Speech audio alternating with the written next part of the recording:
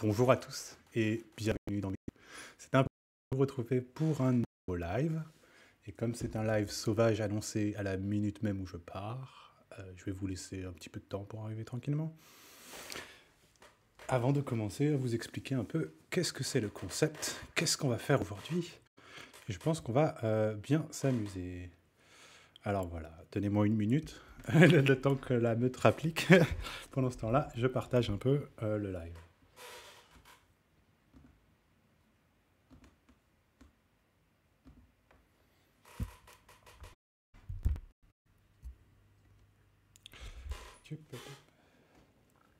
Ok, c'est bon. J'avais un petit stress, je ne voyais pas de viewers, je me disais qu'il y avait un problème.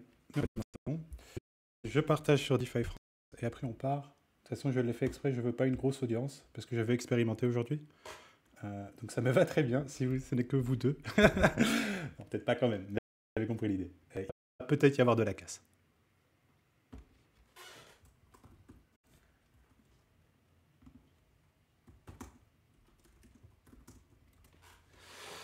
Alors, donc aujourd'hui, deux choses. Deux choses assez intéressantes.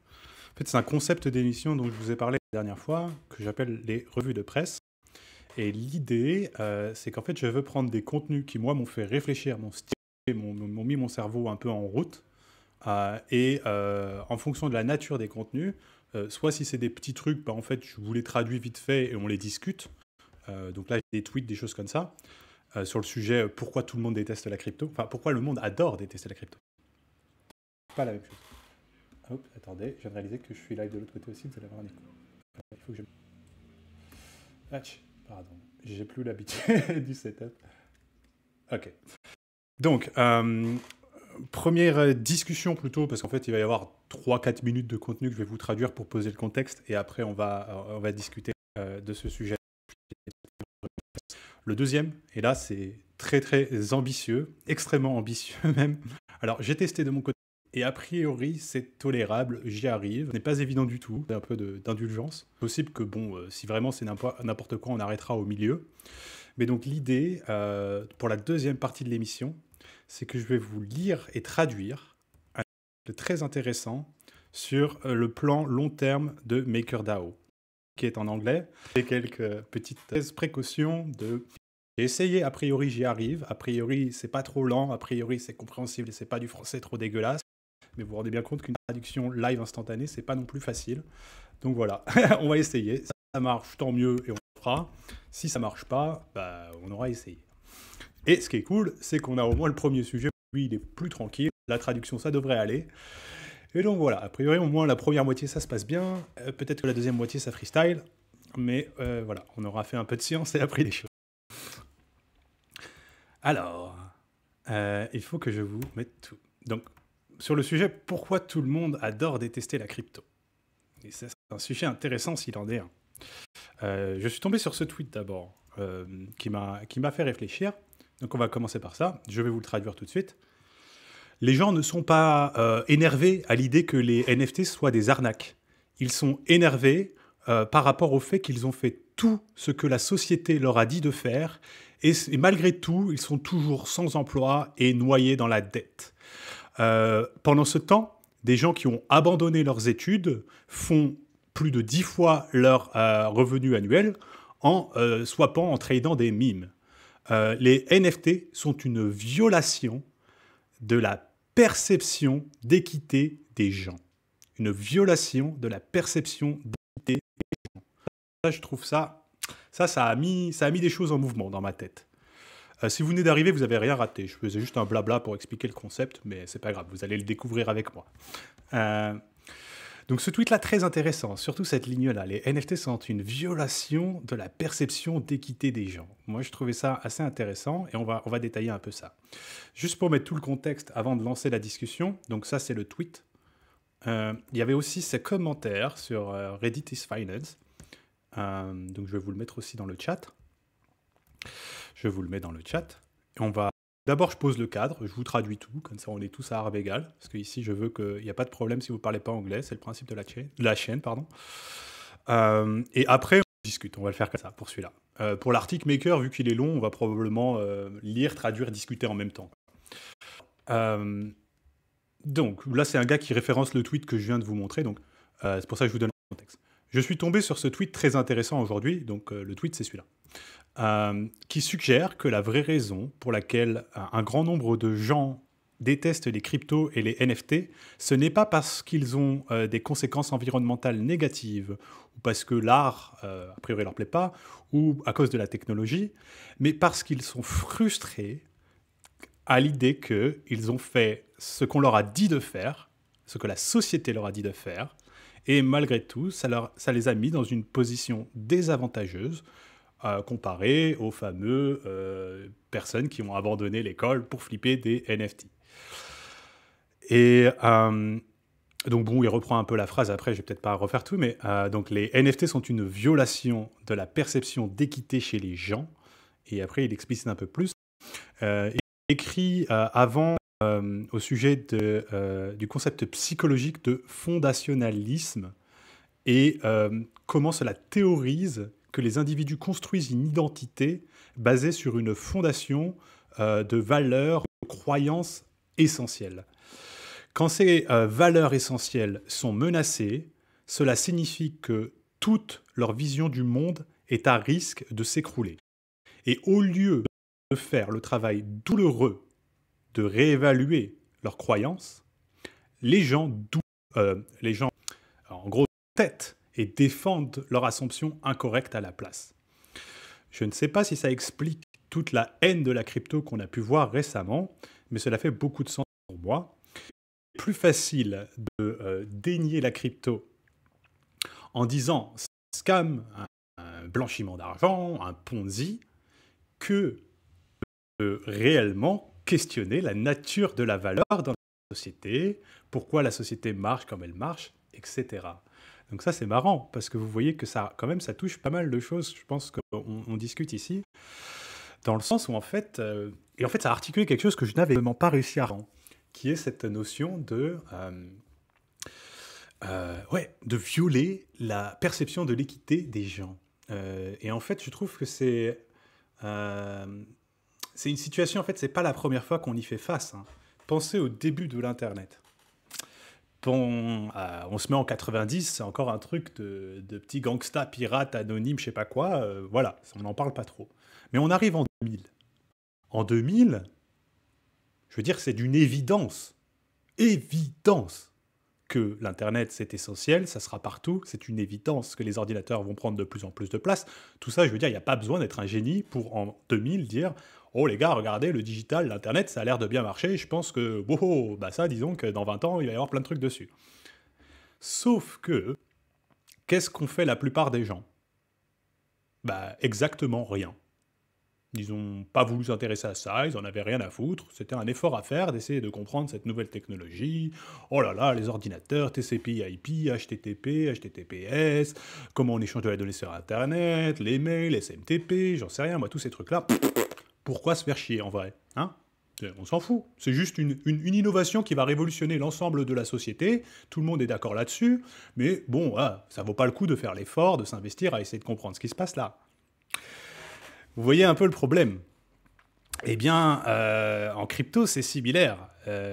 C'est similaire, mais en plus de ça, il y a le niveau, il y a des gens qui arrivent à faire des thunes avec. Et alors ça c'était un peu, j'ai envie de dire, la composante de l'équation que tu pouvais rajouter si tu voulais transformer cette bombe atomique en un truc qui est 50 milliards de fois une bombe atomique, et ça serait du coup. Moi, c'est un peu l'objet de mon action, en fait, aussi. Hein. Je vais être très clair avec vous. C'est-à-dire que moi, je pense que la relation qu'on a, vous, les parapotes qui m'écoutez, quand je reprends ce mot parapote que j'ai entendu, parce que je trouve ça pas mal. Vous n'êtes pas une audience, vous n'êtes pas des potes, vous n'êtes pas des connaissances. Enfin, certains d'entre vous sont mes potes. Mais voilà, je trouve que parapote, ça explique bien ce truc-là. Donc allons, vous, les parapotes, et la relation qu'on a. En gros, c'est une relation, j'assume votre intelligence, j'assume votre volonté de comprendre, et j'essaie de la nourrir.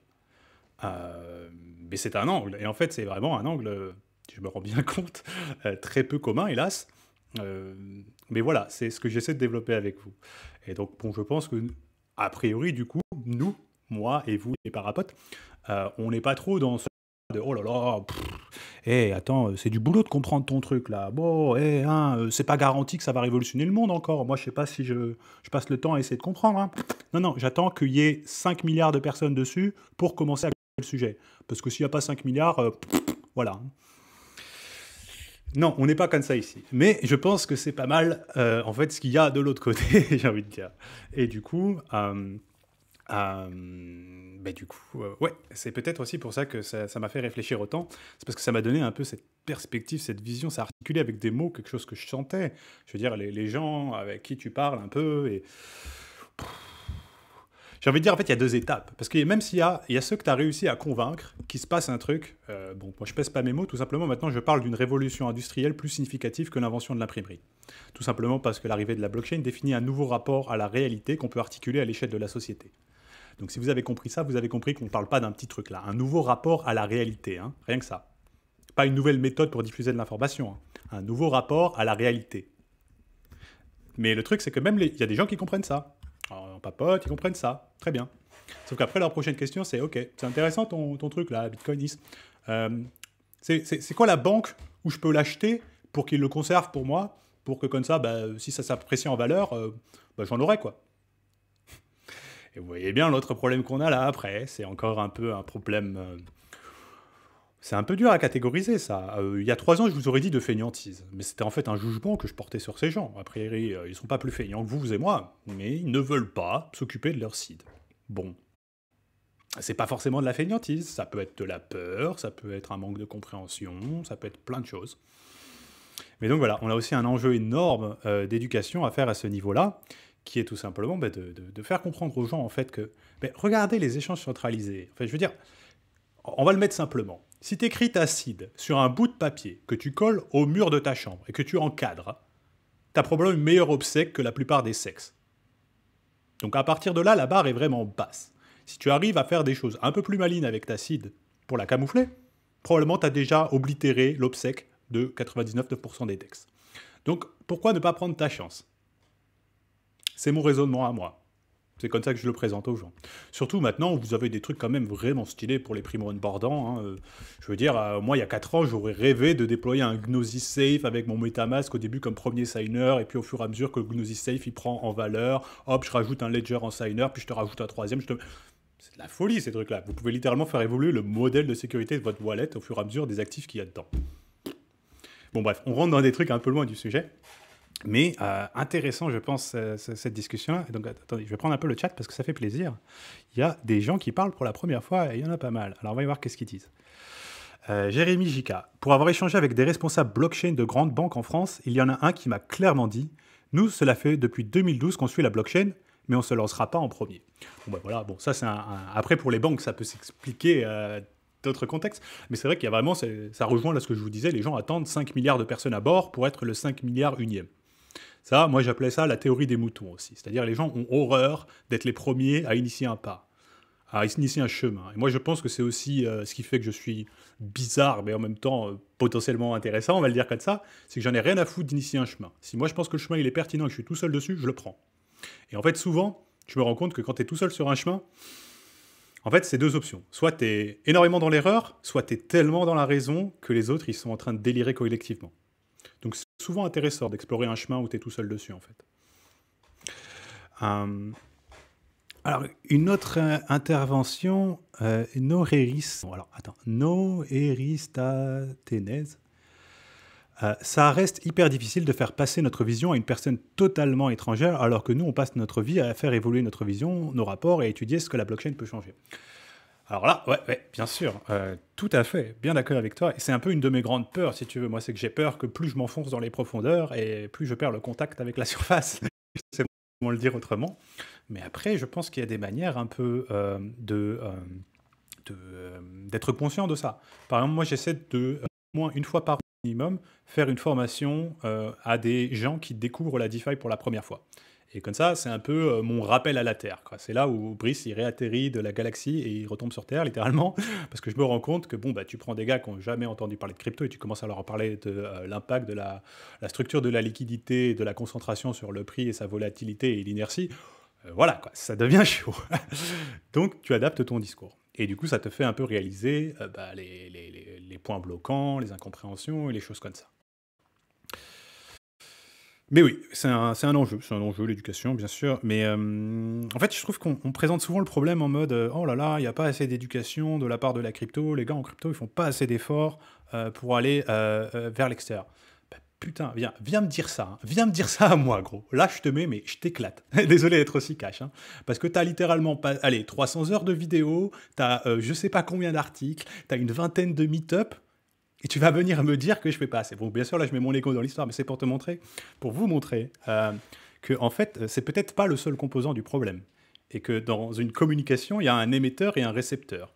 Je veux bien accepter que l'émetteur peut-être ne fait pas d'effort, mais il ne faut pas oublier que le récepteur, lui aussi, est un coquillage complètement fermé, dans la plupart des cas.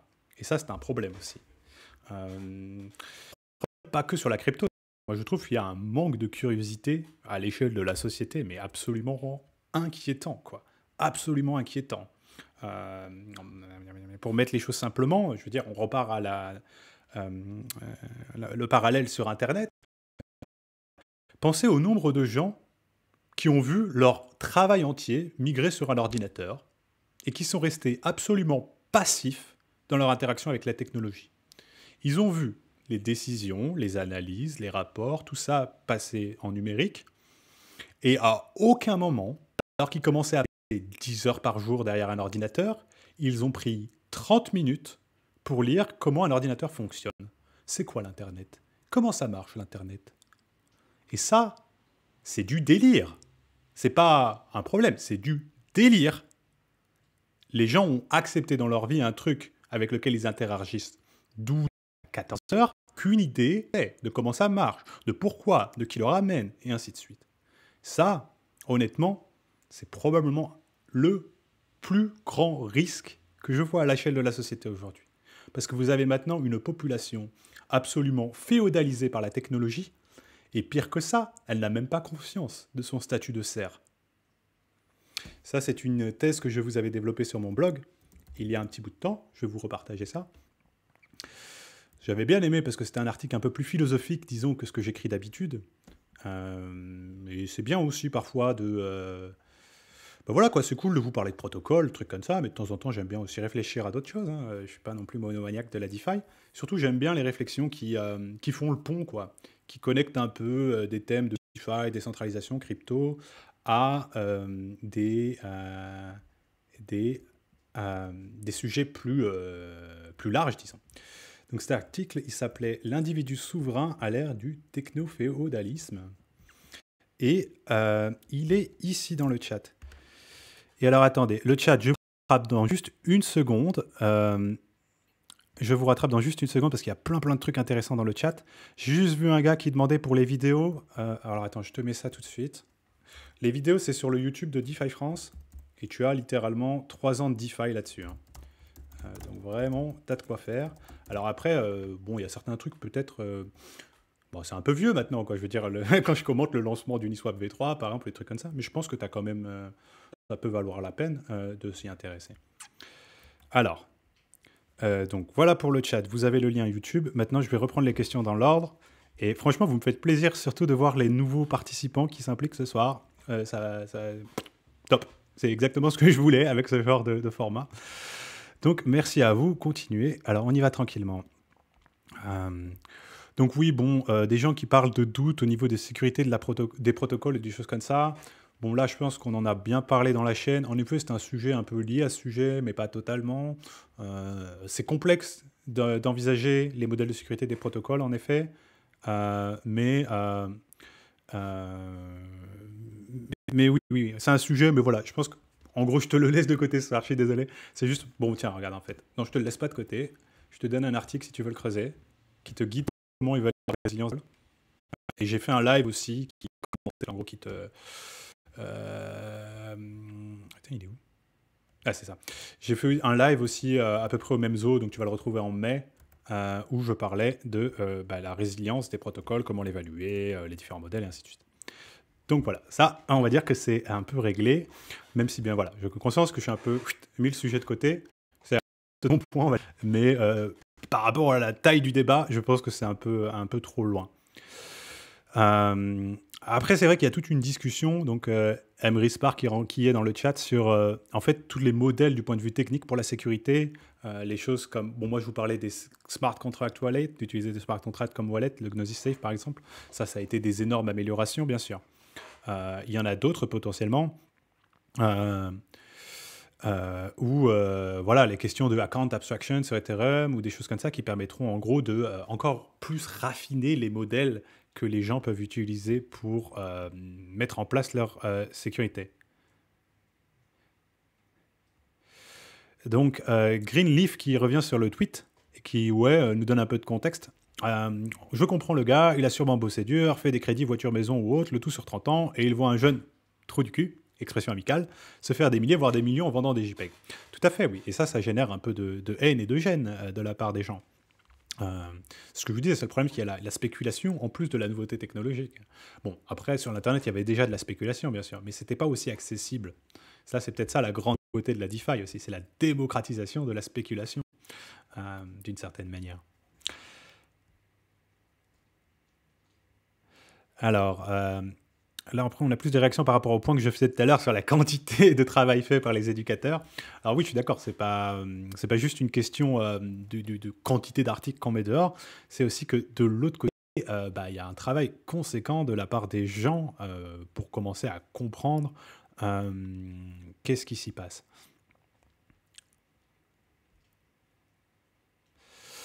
Alors, et donc les lives sauvages, c'est juste des lives pas annoncés, un peu expérimentaux. Je pense que vous l'aurez compris.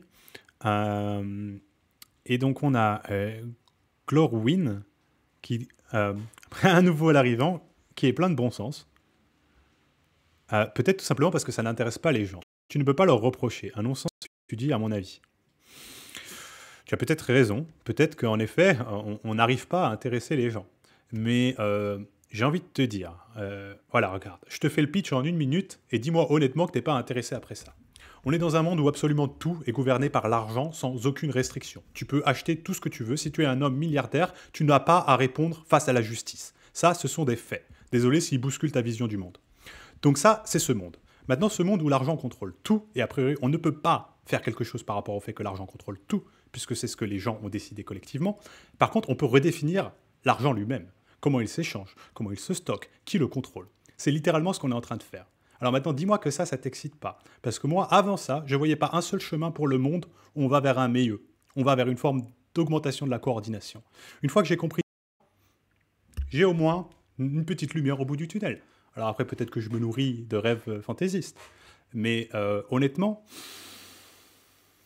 je trouve qu'il faut vraiment être un peu chargé en café pour être présenté avec cette proposition de valeur et dire « Oh, écoute, tu sais, il y a Pokémon qui vient de sortir sur la Twitch, allez hop ».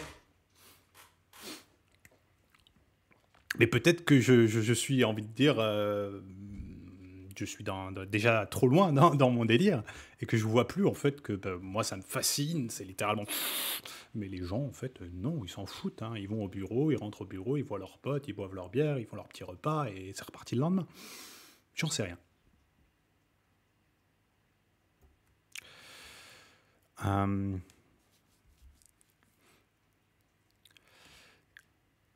Et oui, bien sûr, c'est problématique un peu l'état actuel des choses, où on a une population qui est en train de grandir en expertise dans un sujet qui devient plus complexe.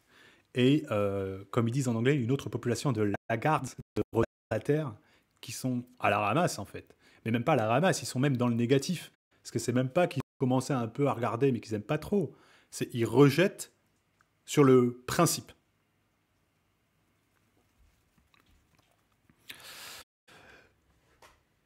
Donc, pas mal de questions dans le chat sur le divertissement, tout ça. Bon, voilà, ça, ok, on va peut-être pas. Je suis assez d'accord avec vous, mais on va pas faire le pitch.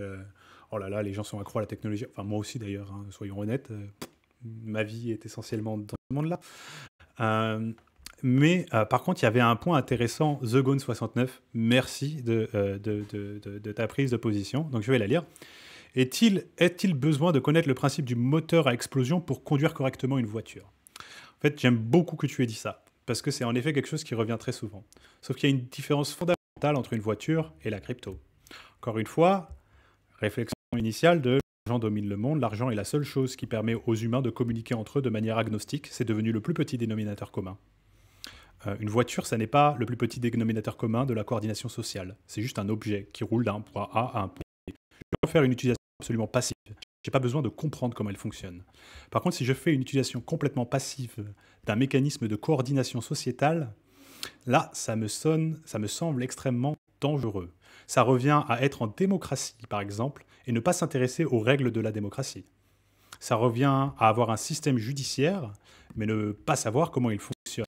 Tu vois que c'est la nature de ta relation à cette technologie n'est pas la même qu'avec une technologie comme une voiture, qui encore une fois est un bien fonctionnel passif. Tu n'as pas besoin d'interagir avec ta voiture pour l'allumer. Tu n'as pas besoin de bricoler ta voiture toi-même. Donc je pense que là, c'est assez important comme distinction. Mais libre à toi de me dire si tu trouves que c'est une connerie. Attendez, il y a des petits problèmes de connexion. J'essaie de faire au mieux sans me déconnecter. Ok. Il faut poser le portable, faire un faux contact. C'est tendu. Ok. Alors. Donc ouais, dis-moi The Gone, si en toute honnêteté, si tu penses que ça te change ta perspective ou pas. Mais voilà, je serais curieux d'avoir ta réponse en tout cas. Alors, Sticky, oui, une autre question super intéressante sur la répartition de l'argent en crypto. Donc en gros, pardon. Typiquement, le coefficient de Gini, quoi. En gros, combien de personnes possèdent X pourcentage des cryptos? Est-ce qu'on a un truc absolument dégueulasse comme dans le vrai monde où 1% possède 50% des ressources, grosso modo? Probablement, c'est assez proche, hein, pour être honnête. Peut-être c'est un peu plus distribué. Ça dépend aussi beaucoup des projets, des coins, des protocoles, de plein de trucs. Mais à ce stade-là, en fait, pour le dire simplement, je pense que au pire, c'est pareil. C'est probablement un peu meilleur, mais probablement pas non plus. Ça casse pas quatre pattes à un canard en termes de meilleur, quoi.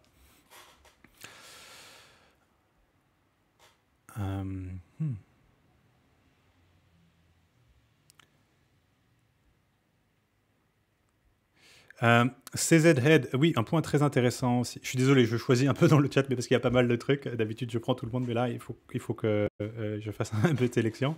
Mais ouais, n'hésitez pas à parler entre vous aussi, c'est intéressant, hein. Donc, CZ Head qui nous dit l'argent est une source de ressentiment pour beaucoup de personnes. L'autre catégorie en a déjà suffisamment pour vouloir la remettre en question. Là, c'est vrai qu'il y a peut-être un point intéressant, quoi. C'est-à-dire, est-ce que tu subis l'argent? On va le mettre comme ça. Et je pense que la plupart des gens subissent l'argent.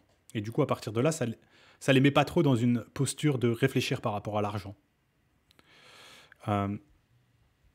Ouais, désolé pour la connexion. J'espère que c'est quand même tolérable. Mais je suis sur une connexion un peu cassée encore.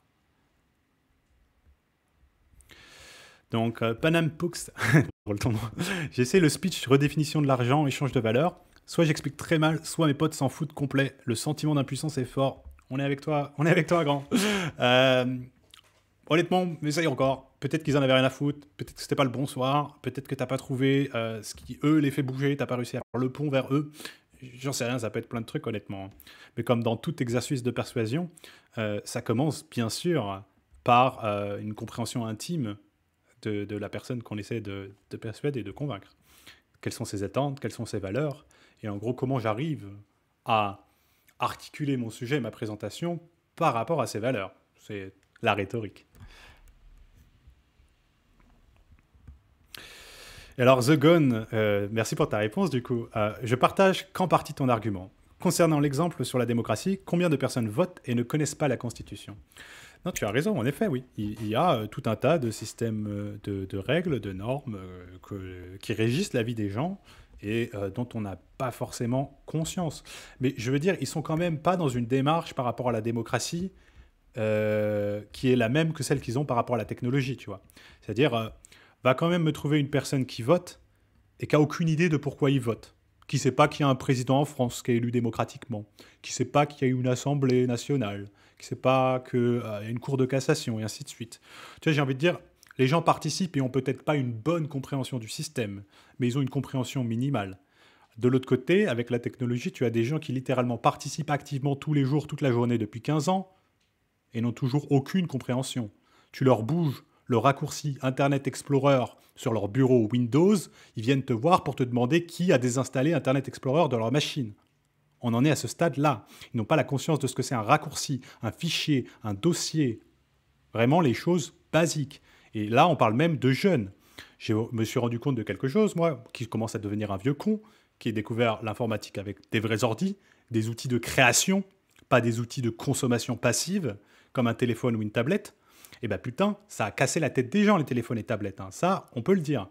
Parce que tu prends quelqu'un qui a 15 ans aujourd'hui, même s'il tape son téléphone, sa tablette toute la journée, très probable que, en fait, dossier, fichier, disque dur, ça lui vole toute la tête, ça. Lui, il est habitué à son petit iPad où il y a la galerie photo, et il est habitué à ses apps, et la notion de système d'exploitation, logiciel, dossier, ça vole. Donc ça aussi, c'est intéressant, mais c'est un peu un autre sujet. Alors, je remonte un peu dans le chat. Qu'est-ce qu'on a de beau Donc voilà, j'espère que ça répond un peu plus à ton point, The Gone. Et alors, Benoît qui nous mentionne le fait qu'il faut avoir un intérêt pour l'économie, pour s'intéresser à la crypto. Sans doute, peut-être, oui. C'est sûr que ça aide en tout cas d'avoir une certaine curiosité à ce niveau-là. Alors, Ib Junior qui nous fait une petite question sur la sécurité pour les gens lambda. Donc, que penses-tu de la sécurité de stockage des cryptos aujourd'hui pour les gens lambda, cold wallet, hard wallet, etc. Si à terme les cryptos deviennent plus mainstream et plus accessibles aux citoyens lambda, comment tu vois les wallets évoluer? Actuellement, c'est un hard wallet, c'est assez facile d'utilisation mais très risqué. Un cold wallet est plus safe, mais il reste quand même des risques, cambriolage, la maison cambriolée, etc. Bien sûr, ouais. Là, on entrevoit quand même des débuts de qu'est-ce que ça pourrait être. Je pense à des trucs, par exemple, comme le Wallet Argent, qui est donc un smart contract wallet, qui va proposer d'avoir plusieurs signers, et notamment, en fait, ils essaient de maximiser la trustlessness, donc tu peux utiliser Argent et te rajouter 10 signers qui sont tes wallets à toi, tes ledgers, tes machins, tes blabla, et tu fais ta propre cuisine en tant que pro, disons. Mais si tu es plus débutant, il te propose aussi d'utiliser Argent comme Guardian. Et là où c'est intéressant, c'est que en fait, tu le rajoutes comme un seul Guardian. Donc, c'est pas un Guardian majoritaire, mais ils peuvent t'aider du coup à récupérer ou des choses comme ça. Donc ça, c'est des modèles un peu hybrides comme ça, qui permettent aux gens d'évoluer, tu vois. Parce que là, ce qui est cool, c'est que tu peux avoir un wallet Argent, tu commences, il n'y a pas beaucoup d'argent, c'est Argent ton signer de recovery, quoi, grosso modo. Bon, t'as bien fait mumuse avec, t'as flippé quelques NFT, maintenant il commence à y avoir 5-6 chiffres sur le wallet, tu te dis peut-être, bon, écoute, Argent qui me... Hein, c'est pas fifou. Bah bam, t'enlèves Argent en Guardian et tu rajoutes 2 wallets que tu contrôles toi-même. Donc ça, pourquoi pas. Voilà, pour ta question, IB Junior. Et comme le dit CZN, n'empêche qu'on en est toujours là, ça n'a pas tellement bougé. Alors, soit on est des visionnaires, soit on est les plus grands des naïfs. Je partage ton analyse, mais je vais partir du principe optimiste de croire qu'on est des visionnaires. Alors, attendez, il y avait une remarque sur... oh là là. Stikiwi. C'est pour cela que je ne comprends pas trop ton argument pour s'intéresser aux cryptos. Un milliardaire outrepasse la justice, etc. Qu'il soit millionnaire en dollars ou en bitcoin, il aura les mêmes passe-droits, ça ne change rien. Oui, Sticky, oui, tout à fait. Je ne te challenge pas là-dessus. Ce que je te demande de considérer, c'est que le système financier, il est corrélé à l'État, on va le dire comme ça. C'est-à-dire, on va savoir dans quel sens ça se passe. Est-ce que c'est l'État qui contrôle le système financier ou le système financier qui contrôle l'État? C'est un peu des deux, en fait. Probablement peut-être un peu plus la finance qui contrôle l'État, en général, soyons honnêtes. Mais donc, tu vois bien que... je veux dire, le fait que les milliardaires soient exemptés de justice, ça, c'est une conséquence de l'ordre social basé sur le système financier actuel. Un ordre social, j'ai envie de dire crypto-native, peut tout à fait aller dans d'autres directions et avoir des mécanismes judiciaires qui offrent des garanties sécurisées par le code que toute personne est traitée et jugée de la même manière. Donc encore une fois, un changement de rapport à la réalité. Ça, c'est vraiment important pour moi. Et je pense que je suis peut-être un peu visionnaire en disant ça, parce que c'est tôt pour le dire, quoi. C'est un peu tôt pour voir ça, mais je commence à le voir faiblement, des signaux faibles. Euh, Alors, Stidibdibidibi, oh là là, pseudo pas possible. J'ai réussi à faire soulever un sourcil en expliquant très basiquement que tu pouvais faire des virements le week-end et que tu ne mangeais pas X% de frais pour payer en USD. Oui, c'est vrai que parfois, revenir à des trucs très basiques aussi. Hein, je sais pas, vous avez un pote qui fait des trucs un peu transfrontaliers, bah, lui montrer qu'en fait, il veut échanger. C'est un truc qui a été tweeté il y a pas longtemps, c'est pour ça que je vous en parle. Mais il veut échanger des euros contre du JPY, la monnaie japonaise. Bah, en fait, Aiden Adams, le créateur d'Uniswap, il comparait Wise, une fintech, et Uniswap. Et il se rend compte que bah, jusqu'à 100K, grosso modo, parce que c'était encore une petite pool sur Uniswap, jusqu'à 100K, tu payais moins de frais sur Uniswap que à le faire avec TransferWise, en plus du fait que ça se fait instantanément, toute transparence, blablabla. Donc il y a aussi des cas tout à fait pragmatiques, concrets du vrai monde, hein, j'ai envie de dire, où la DeFi est plus une forme d'infrastructure financière neutre et largement supérieure. Et oui, Alcrypt, je suis bien d'accord avec toi. Toute cette simplification de l'informatique pour enfin en gros pour faire adopter, c'est une forme d'asservissement en fait. Cela est fait pour nous enchaîner, comme tu l'as dit. Tout à fait, c'est ma vision, c'est un peu la thèse du techno-féodalisme. Alors, le capitalisme et l'État sont des partenaires. Ah, j'adore. C'est bien dit, Joe Hayes. Je risque de recycler ça. Et alors, ouais, alors vous discutez un peu dans le chat aussi de la rapidité de l'adoption, et c'est vrai que ça aussi, c'est sans doute un des enjeux qui rend tout ça bien compliqué. Donc, Nowhere is Tanis qui nous dit on est en train de vivre l'équivalent de l'effondrement de la bulle Internet, la destruction créatrice. Seuls les protocoles utiles qui ont une vision réalisable et un intérêt intrinsèque survivront. On a vécu une explosion de trucs qui servaient à rien, des copier-coller sans travail ni intérêt. En effet, oui, oui, ça c'est vrai que c'est peut-être pas impossible qu'on soit dans un scénario comme ça et que, par définition, une adoption technologique à cette phase, on pense qu'on peut tout faire avec, que tout doit être fait avec, et ils essaient de faire de l'Internet partout. C'était les fameux pets.com et tout ça, et la bulle de 2000 pour l'Internet. Euh, Peut-être qu'on est dans ce point-là. Alors, on me demande de développer ce point du changement du rapport à la réalité. C'est vrai que je vous en ai parlé plusieurs fois, donc je vais le faire. Après, c'est un peu une thèse qui grandit en moi, hein, et un jour je vais écrire un article dessus, je pense. Mais pour le mettre simplement, en fait, l'entièreté du monde est basée sur des systèmes de confiance. Le système légal est un système de confiance. Tout repose sur de la confiance. Quand le gouvernement vous dit qu'il y a 5,7% de chômage en France, c'est basé sur des mesures, des relevés faits par des gens et quelque chose émis par le gouvernement. Mais vous n'avez aucune manière de vérifier cette information. Vous êtes dans un rapport à la réalité où votre réalité de la perception se fait soit par ce que dit le gouvernement, ou si vous avez de la chance, et ça c'est pas toujours le cas, c'est peut-être un sujet comme le chômage, où il y a des structures plus ou moins indépendantes qui analysent ça et qui peuvent du coup vous dire, bon, l'État là il dit 5,3%, mais regarde, il a fait de la cuisine dans chez Chiffres, blabli, blabli, blablou, blabla, en fait moi j'estime à 8,9, par exemple. Mais toujours est-il que vous faites confiance maintenant à une autre personne qui vous donne un autre chiffre du chômage. Donc tu vois bien que là, tu es dans un rapport à la réalité où, en fait, la réalité n'existe pas. Tu as plusieurs réalités présentées par plusieurs acteurs et tu n'as aucune manière certaine de t'assurer quelle réalité est la vraie réalité. Maintenant, alors peut-être pas sur un truc aussi complexe que le chômage pour commencer, mais avec des systèmes basés sur des logiques zéro knowledge, vérification, settlement sur blockchain et tout ça, là tu peux envisager des trucs en fait où la réalité définie par le système est garantie par le système lui-même. En fait, pour te le mettre plus simplement, la loi. Qu'est-ce qui fait que la loi est respectée? Une force qui applique la loi. Qu'est-ce qui fait que la loi de la blockchain est respectée? C'est du code, il est inviolable. C'est un peu ça. Donc tu vois ce que je veux dire, c'est que en fait, la loi, c'est une construction arbitraire et elle est violée en permanence. Hein. On a des quantités de lois débiles. Bon, ben voilà, les lois sur la drogue, par exemple, coucou, violées 45 milliards de fois par jour en France, mais elles existent. Et un beau jour, quand un flic il a envie de ramasser un gars dont il n'aime pas la gueule, c'est un bon prétexte. Bon, ben voilà, autre sujet, mais tu comprends. En gros, l'applicabilité de la loi est variable, parce qu'elle est appliquée par des gens. L'applicabilité des règles de la blockchain n'est pas variable, parce qu'il est appliqué par du code. Et c'est ça la différence fondamentale. Du coup, ça change ton rapport à tout, puisque tu enlèves une couche de variance. Tu as le concept, le texte, le cadre, et son implémentation immédiate, garantie par ce qui te donne le concept, le cadre lui-même. De l'autre côté, tu as la loi, le concept, le cadre, avec une exécution partielle, flemmarde, parfois pas du tout, parfois beaucoup trop, hein, parce que ça aussi c'est marrant, il y a aussi des fois où la loi est surutilisée. Hein. Je veux dire, quand il s'agit d'aller dire que des militants c'est des éco-terroristes et qu'on veut leur massacrer la gueule, là, il n'y a pas de problème.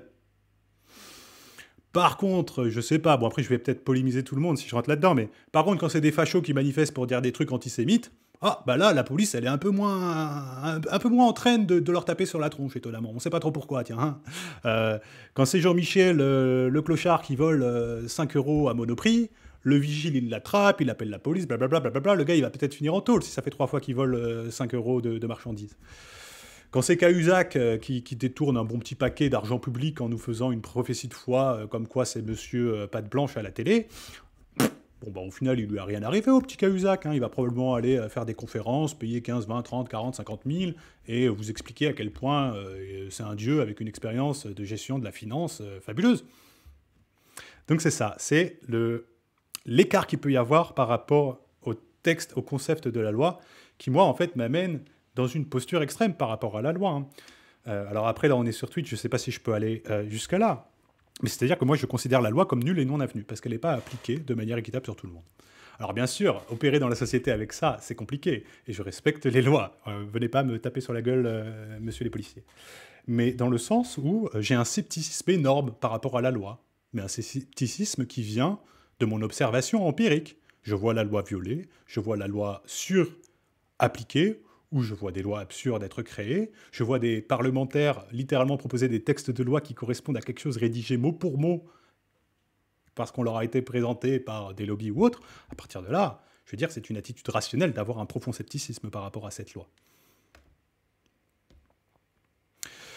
Donc voilà, je ne sais pas si ça t'explicite ce point-là, Jason Maximum, j'espère un peu.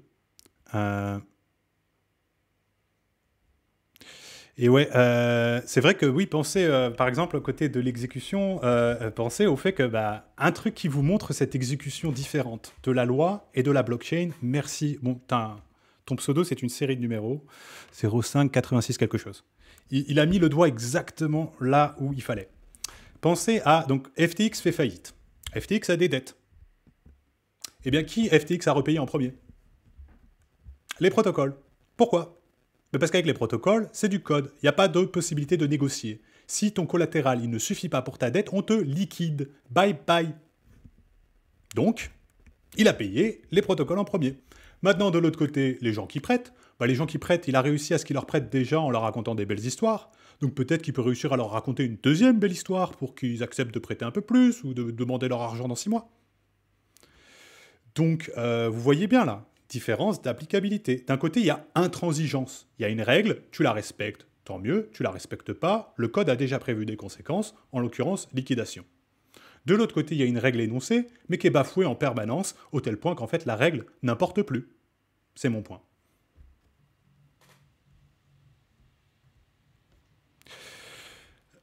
Un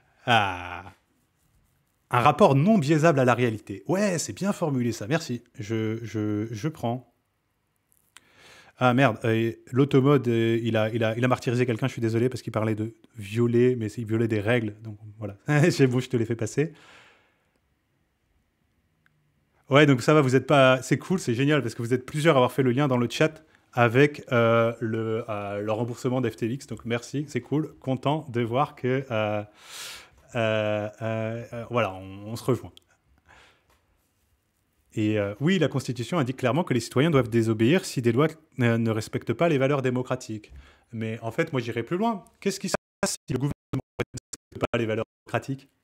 Il n'est pas légitime, tu ne le reconnais pas. C'est un spectacle de marionnettes. Maintenant, qu'est-ce qui se passe si l'Union européenne ne reconnaît pas les valeurs démocratiques, comme c'est le cas depuis très longtemps? C'est un théâtre de marionnettes, tu ne le reconnais pas. C'est la même chose. Donc en fait, tout le cadre qu'on a en Europe, en tout cas, mais pas qu'en Europe, est complètement factice. C'est un mensonge. Nous ne sommes pas dans une démocratie. Si on était dans une démocratie, on n'aurait jamais avancé avec le fameux traité de Lisbonne, auquel je vous rappelle que le peuple français, par référendum, sur l'initiative du gouvernement, a voté non. Ce au quoi le gouvernement, 2 ans plus tard, a décidé de renommer ça et de le faire passer malgré tout. Donc une violation des plus basiques de la volonté du peuple catégorisée. Et d'ailleurs, pensez au fait que cette violation des plus basiques de la volonté du peuple catégorisée et documentée, qui a levé le bouclier là-dessus? Est-ce qu'il y a un média en France qui a osé dire ce que je viens de vous dire là? Non. C'est peut-être aussi pour ça que la situation est telle.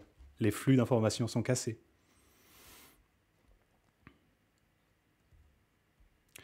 Le sel des mines de Tokenbrice, c'est lui qui est la meilleure saveur. Ah mon palais. Oh là là, les mines. Voilà, voilà. Du coup, maintenant que je vous ai bien chauffé, attends, c'était qui dans le chat? Maintenant que tu m'as bien chauffé, comment on passe à l'autre? C'était où? Je vais retrouver la question en elle-même, parce que c'était marrant. Alors...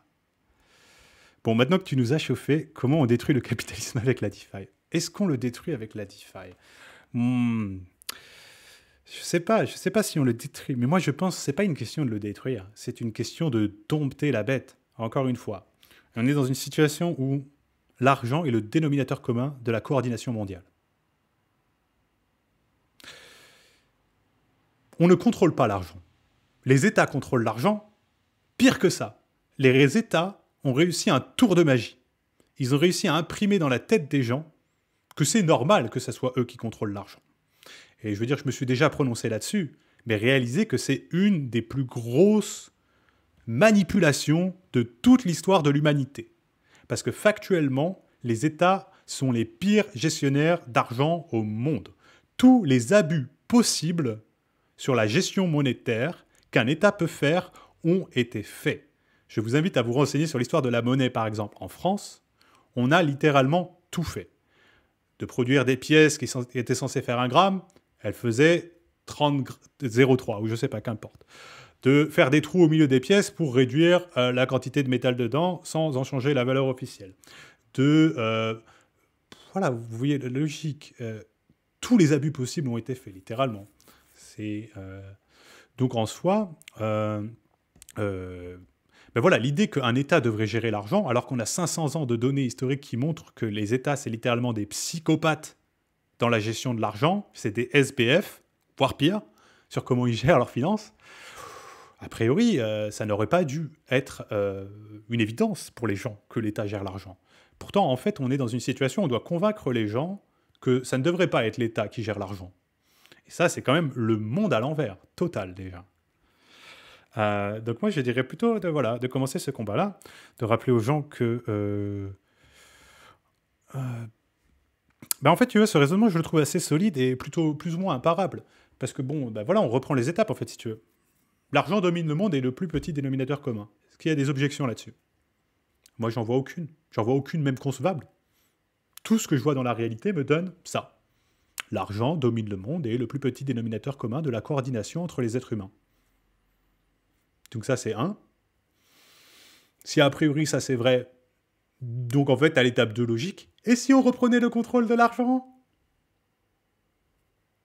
Pour moi c'est aussi simple que ça. Hein.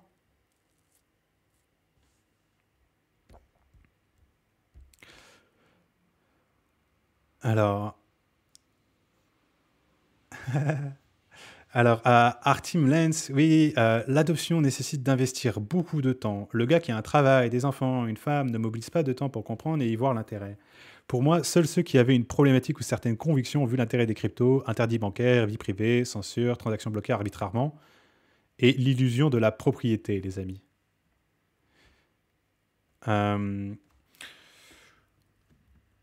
Oui et non. Enfin, je veux dire, moi...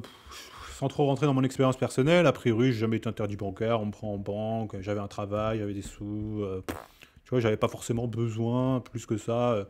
L'État, il pense pas encore que je suis un terroriste, ça va peut-être tomber un jour maintenant, on va savoir, mais a priori, il y a 5 ans, voilà, j'étais assez sous le radar, j'avais pas de problème nulle part.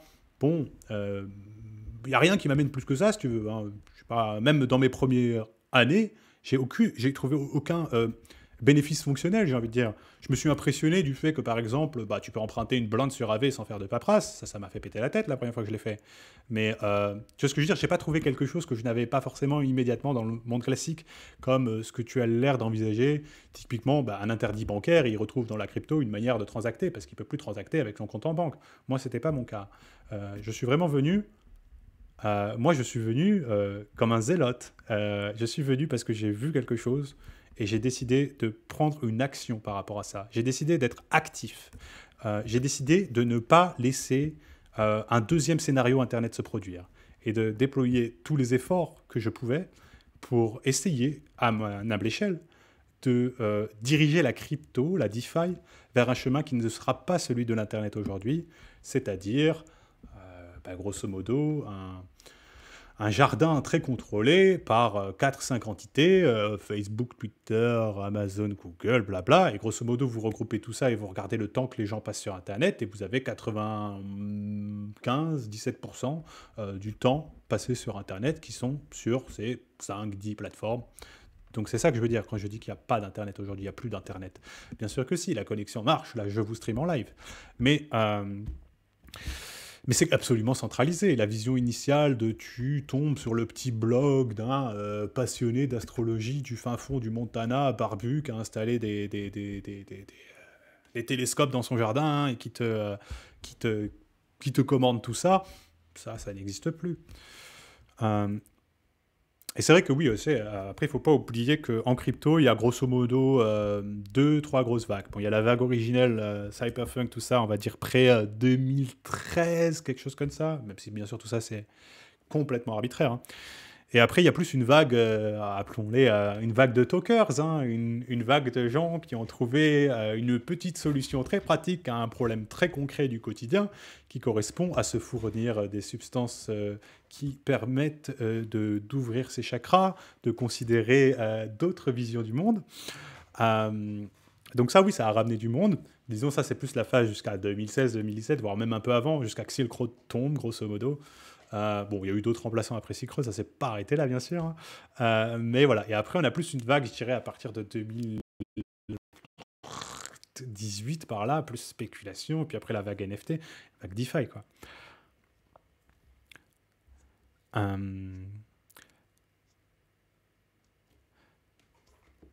Bon, en tout cas, alors, bonne app, Alcrypt. Et ouais, ça fait plaisir de voir que je ne suis pas le seul à partir de cette perspective, puisque donc Alcrypt qui va manger, bonne app à toi.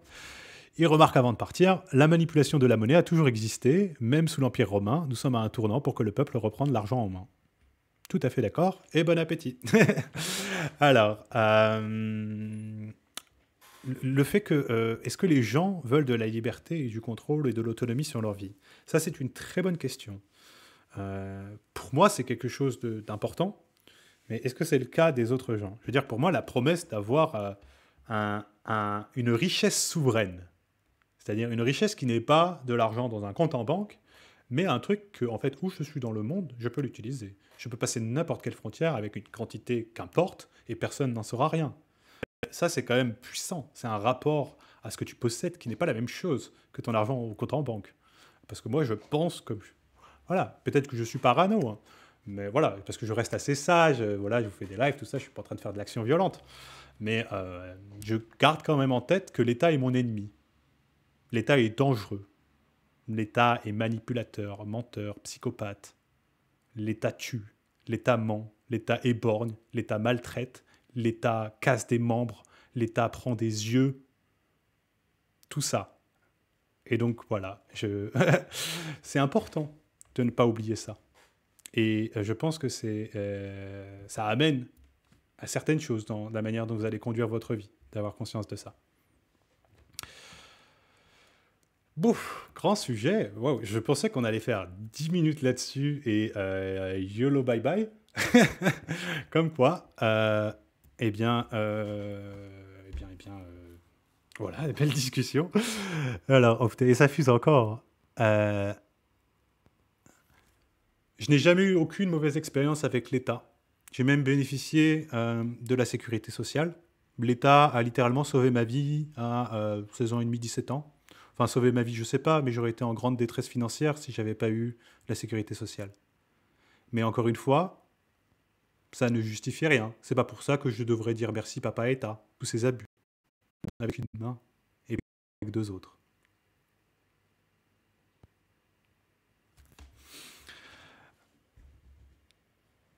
Et ouais, on va rester là-dessus. J'aime bien cette conclusion. L'État prend avec une main et donne avec... pardon, donne avec une main et prend avec deux autres. Littéralement créé en live avec vous. Peut-être que ça part de quelque part, je ne me rends pas compte, mais voilà. Alors, comme j'anticipe le fait que il est 19h30 et mon petit ventre va commencer à se manifester dans une demi-heure maximum, je vous propose d'essayer de faire cette tentative. Ah oui, bien sûr, l'État est raciste, l'État est misogyne, l'État est... Je veux dire, l'État partage un peu toute l'État de l'ordre dominant. Hein. Et puis tout est connecté. Allez, pour conclure et aller plus loin et finir de polariser tous ceux qui me haïssent pas encore, pensez à la religion. En général, hein, je ne vais même pas rentrer dans le détail. Toute religion, à peu près. Bon, peut-être aller bouddhisme à part et encore. La religion est un système qui normalise le fait qu'il y ait des inégalités de richesse. La religion normalise le fait que les êtres vivants sont sur Terre afin de servir une fin fonctionnelle pour l'homme. En gros, pille la Terre, mon ami. Le bœuf est là pour que tu l'éclates et que tu le bouffes. La religion normalise le fait que les femmes ont une position spéciale et inférieure à l'homme. En tout cas, pas mal de religions. Après, c'est à vous de voir. Donc voilà, pensez au fait que tout un tas de problèmes de notre monde moderne, on retrouve en fait leurs biais dans tout un tas de structures. On les retrouve dans l'État, mais on les retrouve aussi dans la religion, parce que tout ça est en fait assez connecté et il y a des échanges entre ces structures-là. Voilà pour ça. Maintenant, on va essayer cette traduction live. Parce que c'est un article vraiment intéressant. Alors là, un petit saut complètement à l'autre côté du spectre. Hein. Désolé pour ce format un peu chelou.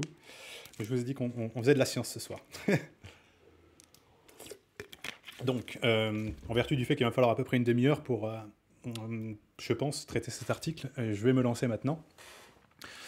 Donc c'est un article qui vous parle de MakerDAO, et notamment qui vous parle en fait du fameux Endgame Plan de MakerDAO. Donc c'est ce plan qui a été présenté et discuté sur la gouvernance de Maker depuis quelques semaines, un peu plus même. Et là, on est sur Crypto Risk Assessment. Donc ça, c'est littéralement une des ressources les plus qualitatives qui soient en DeFi. Je vous le mets là. Donc, Crypto Risk Assessment, pour ceux qui me demandent souvent « Ah, tel protocole, c'est safe, c'est sûr, c'est machin, c'est blabla », eh bien écoutez, voilà, pro type de Brissot, eh bien, en fait, vous allez voir Crypto Risk Assessment et vous allez trouver des choses assez pertinentes. Vous pouvez... Hop. Est-ce que j'ai un problème de connexion ?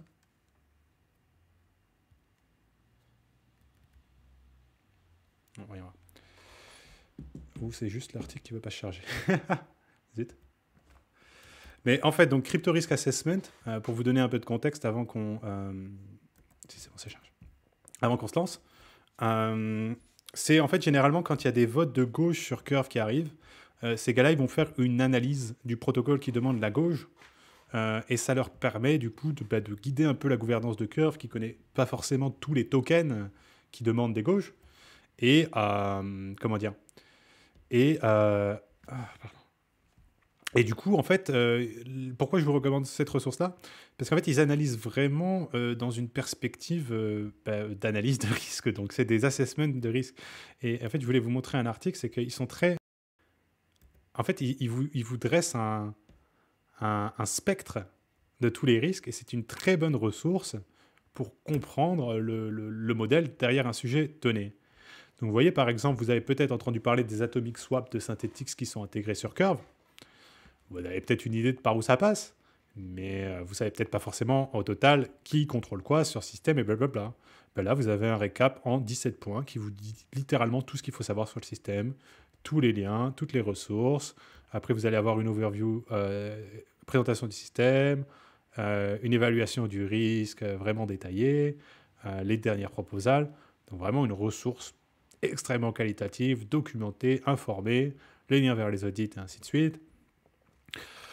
Il vous parle aussi, et ça c'est très important, et c'est pour ça que c'est important de lire des gens qui savent de quoi ils parlent, il vous parle des limites des audits. Parce que ça, le journal du coin, par exemple, il vous mentionnerait l'audit et il dira, regardez, c'est sûr, c'est audité.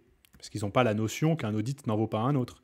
Ici, bien que les audits apportent une revue complète des codes du smart contract, il semblerait qu'ils ne s'intéressent pas aux risques économiques et systémiques en profondeur.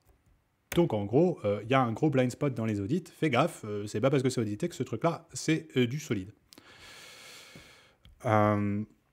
Donc ça, voilà, pour l'intro Crypto Risk Assessment. Et maintenant c'est showtime. Maintenant, c'est un peu mon baptême du feu et mon épreuve. Est-ce que je peux vous traduire un article en anglais en live et assez dense et technique? Si oui, alors c'est la fête, parce que là j'en ai à l'appel. Et ça me permettra de un peu partager plus ma recherche, mon analyse avec vous, puisque je pourrais faire mes recherches en live avec vous. Si c'est pas le cas, on fera autre chose. Au moins, apparemment, la discussion, ça a bien pris. Donc, on fera des discussions. Ou des lives classiques. Alors, ouais, je vous ai mis le lien, c'est bon. Du coup, c'est parti. Alors, le plan de fin de jeu, on va appeler ça comme ça, de MakerDAO et ses répercussions sur Curve Finance. MakerDAO envisage de devenir le plus résilient possible avec leur stratégie de fin du jeu, endgame. DAI ne serait plus lié à son PEG de 1$, ce qui aurait un impact immense sur la curve pool, la Sri pool. Donc la fameuse super grosse pool de curve où vous avez USDC, DAI, USDT. Évidemment, si les mécanismes de DAI changent, cette pool-là, il va se passer des choses dessus. Donc le contexte. L'OFAC, le responsable, l'entité qui gère les sanctions pour le département du Trésor américain, a ajouté Tornado Cash à sa liste spéciale, à sa liste de gens désignés comme aidant les Coréens du Nord à nettoyer des millions de dollars volés à l'issue de différents hacks au cours des 2-3 dernières années. Source, une personne qui écrit la loi aux États-Unis, Emmer, qui demande au département du Trésor d'expliquer la logique sur les sanctions de Tornado Cash. Donc les sanctions sur Tornado Cash sont arrivées de nulle part, sans aucune forme, sans aucun signe, sans aucune anticipation, et ont pris la DeFi de court. Rune, le créateur de MakerDAO, suggère que c'est un signal d'alarme relatif aux conséquences qui arriverait si on ne choisit pas un des deux chemins qui se présentent à nous. Ces deux chemins sont le chemin de la compliance, de la conformité, et le chemin de la décentralisation. Le plan de fin du jeu pour Maker vise à rendre Maker intrinsèquement résilient et ce qui permettrait à Maker d'honorer la promesse de créer unbiased world currencies, donc une monnaie mondiale neutre, une monnaie mondiale non biaisée, indépendamment de comment les facteurs externes pourraient essayer de l'impacter. Donc, gros plan au programme. Je ne vais peut-être pas vous faire la traduction du plan parce qu'on va le faire au fur et à mesure. Et j'espère que ça suit. Pour l'instant, la lecture, c'est pas trop haché ou approximatif en français. C'est pas forcément évident de traduire live. Donc, MakerDAO, présentation du protocole. Alors, MakerDAO, comme vous le savez bien, il a deux tokens. Le DAI, un stablecoin payé à $1, et Maker, le token de gouvernance pour la DAO de Maker. Les utilisateurs peuvent frapper des DAI en déposant un collatéral dans un vault de Maker. Créer des DAI crée aussi une obligation de repayer la dette qui a été encourue, plus un frais de stabilité. Un emprunteur peut retirer son collatéral à partir du moment où il a réglé sa dette. Assez logique. Le frais de stabilité c'est le taux d'intérêt chargé sur la dette, et il est donc payé dans la dénomination de la dette, donc DAI. Liquidation. Un des risques... pardon. Putain, j'ai un bug. un des paramètres de risque lorsqu'on choisit un actif à accepter en collatéral est le LTV, Loan to Value. Putain, je ne sais même pas ce que c'est en français, mais en gros, le ratio entre ce qui est posé en collatéral et ce qui est emprunté de l'autre côté. La DAO de Maker définit le LTV, on va le garder tel quel, hein, le LTV maximum permis pour chaque actif.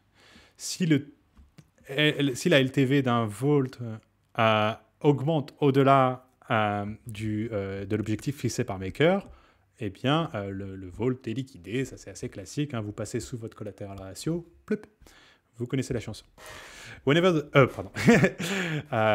le prix d'un collatéral diminue, ou le prix des actifs empruntés augmente, il ne faut pas oublier ça aussi, c'est vrai, mais comme on emprunte souvent des stablecoins, on oublie parfois, du coup, le ratio de collatéralisation de la position diminue, ou le loan to value augmente. Ça dépend dans quel sens vous regardez le problème.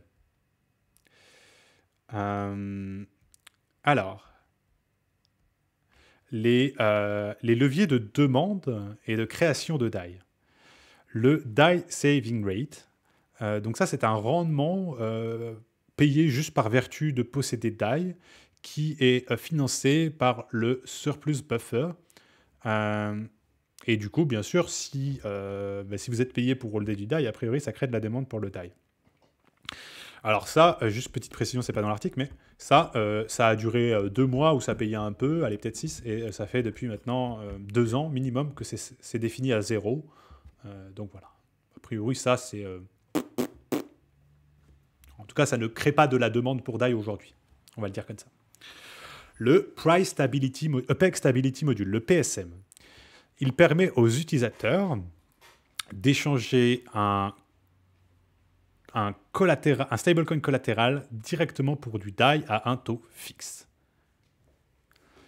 Le PSM crée un risque similaire au Vault stablecoin avec très permissif en termes de levier qu'il vous donne. Le protocole MakerDAO, il absorbe une grande quantité de collatéral centralisé. De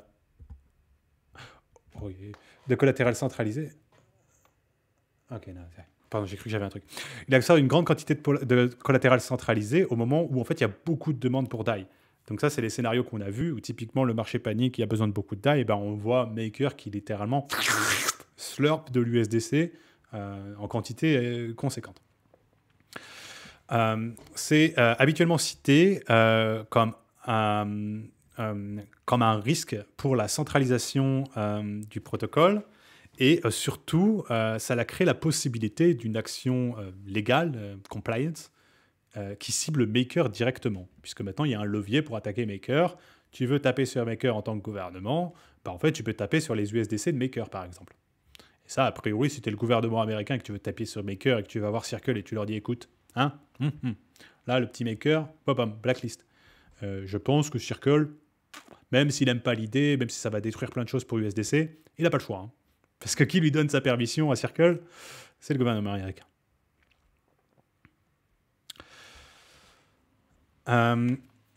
Et enfin, il rajoute le risque de régulation d'une action de régulation peut être encore plus grand avec le PSM parce que, en gros, le collatéral utilisé avec le PSM, il est possédé directement par le protocole Maker.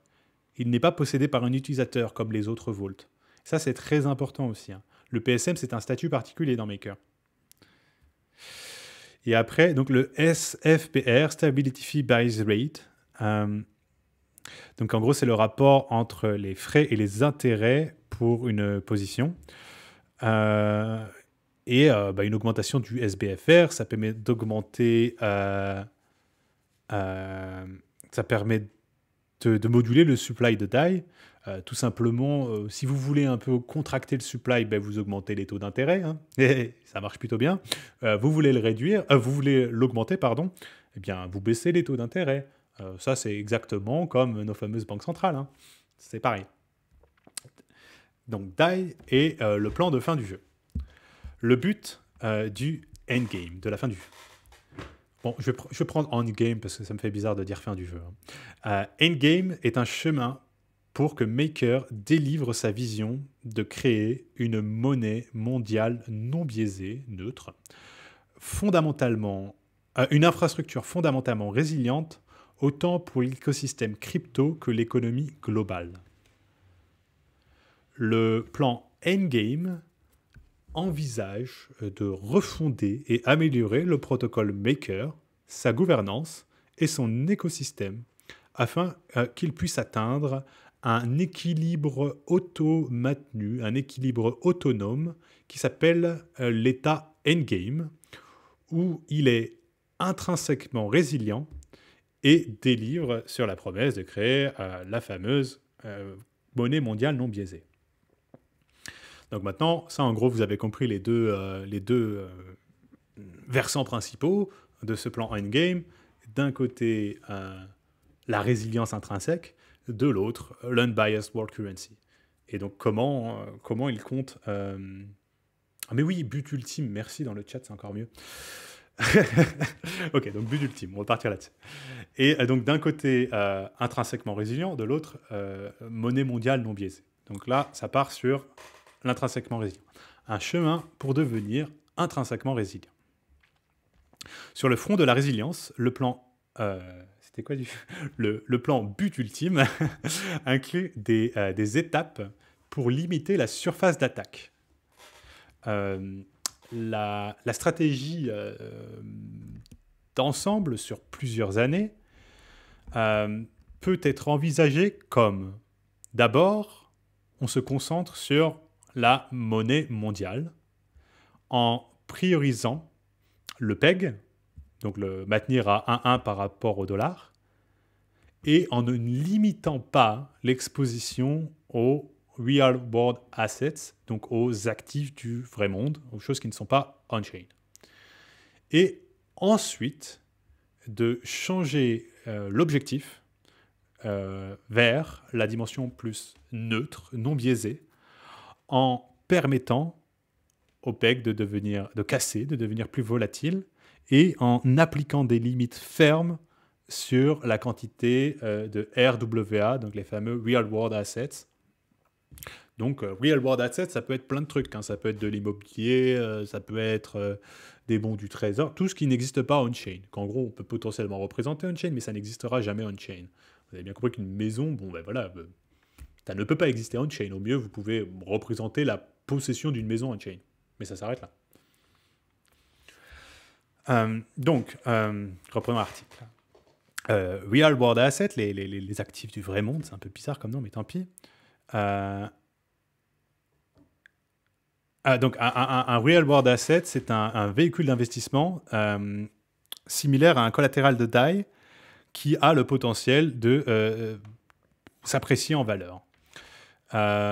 Ces investissements sont basés sur le système financier classique où les régulateurs peuvent utiliser leur influence pour fermer ou réguler les opérations de certains projets crypto.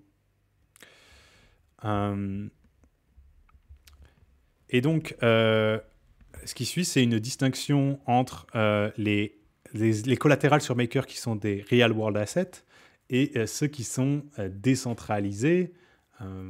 Alors après, décentralisé, ça dépend. Quoique, non, ils ont vraiment fait attention dans leur filtre. Parce qu'ils n'ont pas osé vous dire qu'un LP DAI USDC, c'était décentralisé, par exemple. Ça, c'est intéressant. Donc, quand même, le savent.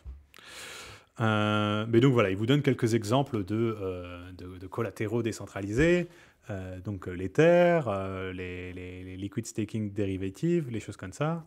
Les LP Ether DAI, sauf que là, en fait, non, désolé, MakerDAO, ça, c'est un mensonge catégorisé, puisque Ether DAI, c'est en fait Ether contre 20% de bordel et 80% d'USDC. C'est donc par définition centralisé, donc Ether DAI est censurable et ne peut pas être qualifié de décentralisé.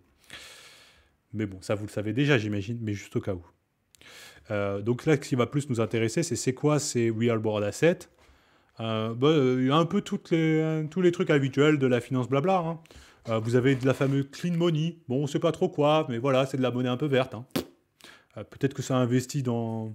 Moi, j'en sais rien, dans le charbon, parce que le charbon, il y a une manière de trouver que c'est vert.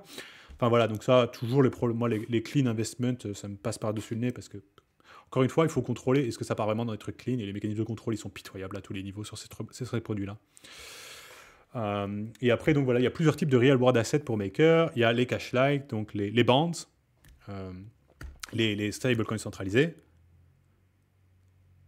Et après, ils sont partis dans un délire pas possible, hein, parce qu'ils vous parlent de choses, des actifs du vrai monde physiquement résilients, et littéralement des bateaux drones contrôlés par la blockchain. Et là, ils rajoutent en note quand même qu'on est dans la théorie. Hein. Bon, merci, parce que j'avais un petit doute. Un petit doute, Rune, juste un petit doute.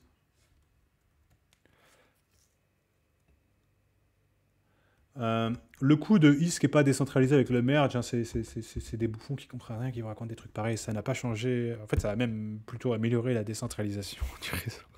Mais bon, c'est tellement facile de faire des contresens sur les trucs pareils que, bah, voilà, on en a un de plus. Alors, je vous rattrape le chat.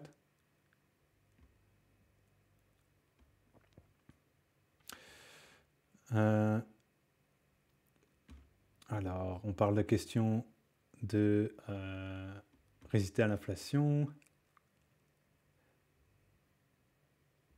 Ah voilà, Mr. Nice Token qui parle du gaz comme actif considéré vert, bon c'est pareil.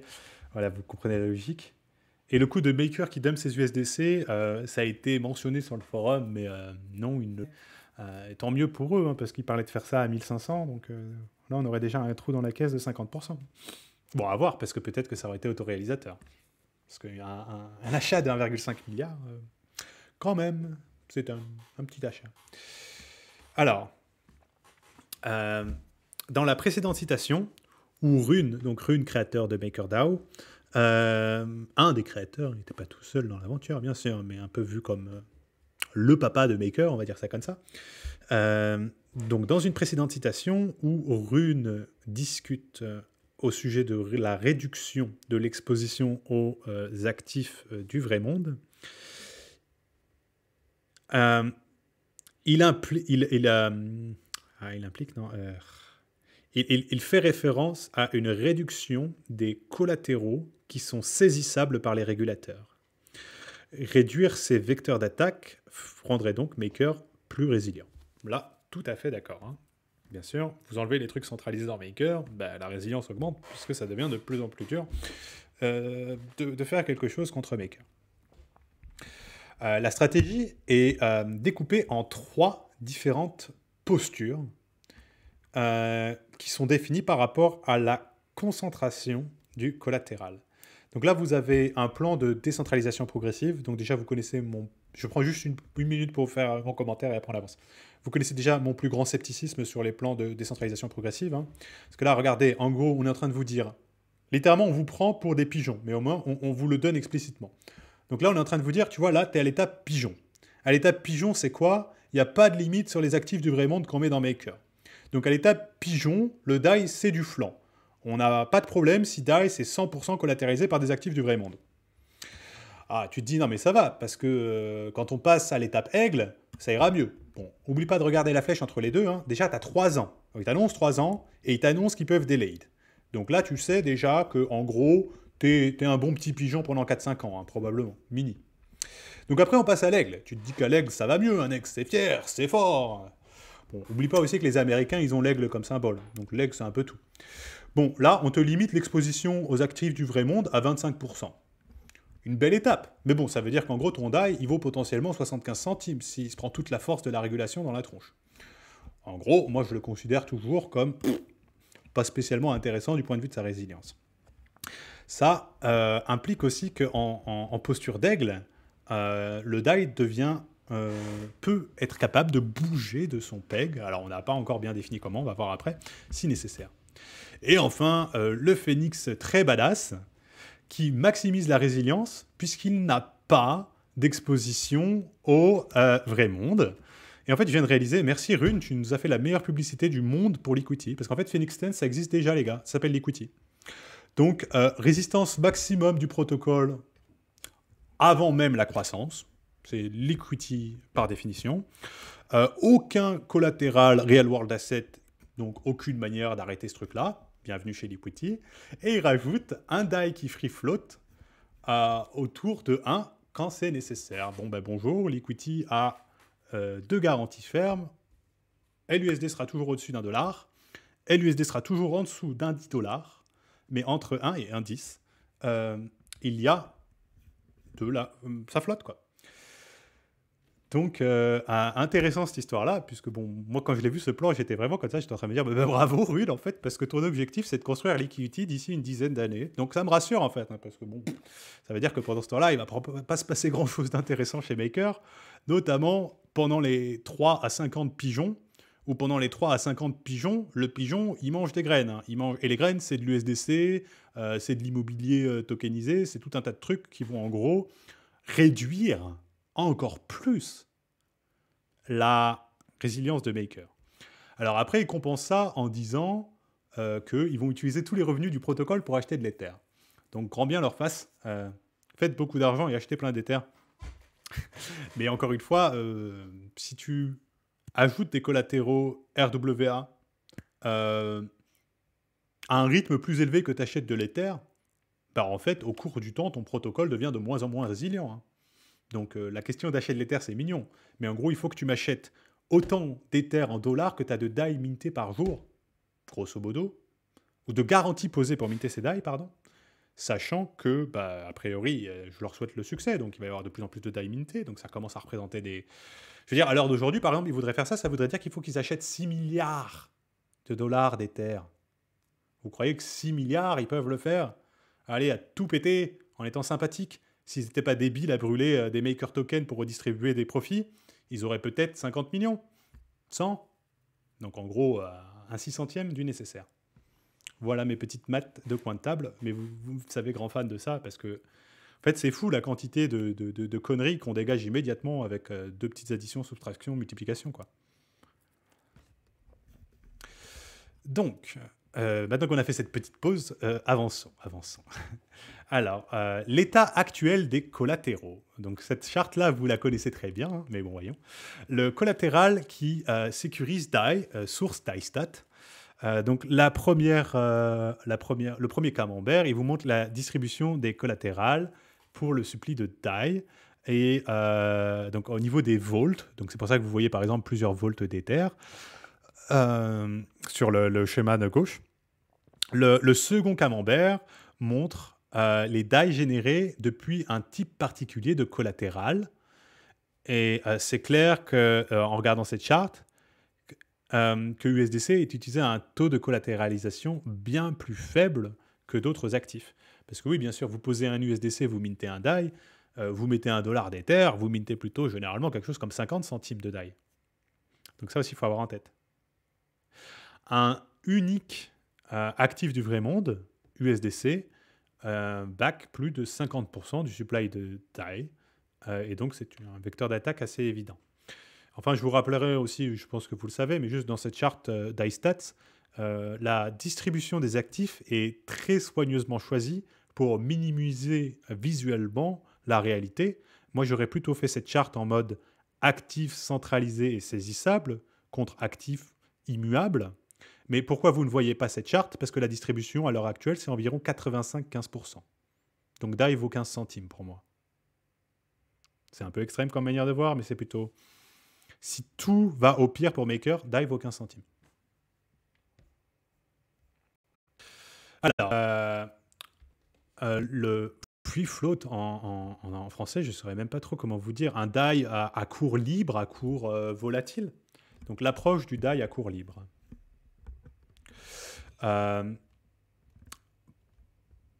Pour que MakerDAO prenne en compte les régulations possibles, la seule option possible est de limiter la surface d'attaque relative aux menaces physiques, et notamment les collatéraux qui sont des actifs du vrai monde RWA. Rune croit que la seule manière de garantir... Ah, pardon. Rune pense que la seule manière de garantir une limite ferme sur la quantité d'actifs du vrai monde auquel Maker est exposé est de permettre au DAI d'avoir une certaine volatilité. Euh, Si la demande excessive pour DAI n'est pas servie par un collatéral décentralisé, imposer un taux négatif serait inévitable.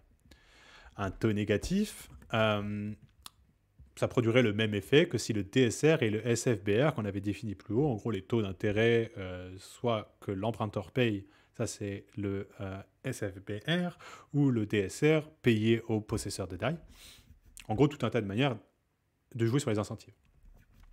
Cela veut simplement dire que réduire le PSM, le taux de rédemption du PSM pour acheter du DAI et en gros se débarrasser des collatéraux centralisés.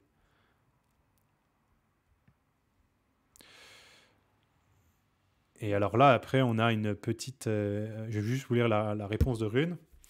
Oui, si vous imposez des taux négatifs, les gens vont sortir. La liquidité de sortie disponible pour eux sera le USDC dans le PSM. Et si cela descend trop bas, les arrangeurs, ce sont les compagnies qui managent ces actifs du vrai monde, liquideront leurs actifs du vrai monde, donc leur investissement dans des sociétés parfaitement vertes, par exemple, le liquideront pour de l'USDC afin de recharger le PSM.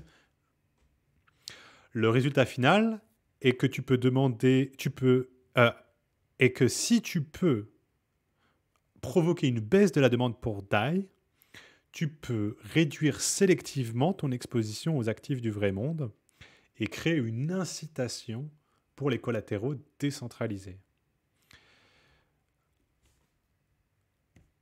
Et cette incitation, par exemple, ça peut être un taux d'intérêt plus bas, voire négatif. Tu payes les emprunteurs qui utilisent des collatéraux décentralisés et tu demandes aux emprunteurs qui utilisent des collatéraux centralisés. C'est la DAO qui définit les taux d'intérêt par décision de gouvernance. Alors, le DAI flottant, on va l'appeler comme ça, hein, parce que je ne sais pas trop comment traduire free floating mieux, mais vous comprenez cette idée. Hein. Donc, à l'heure d'aujourd'hui, DAI est pégé au dollar, DAI vaut $1 et tout un tas de mécanismes le maintiennent là.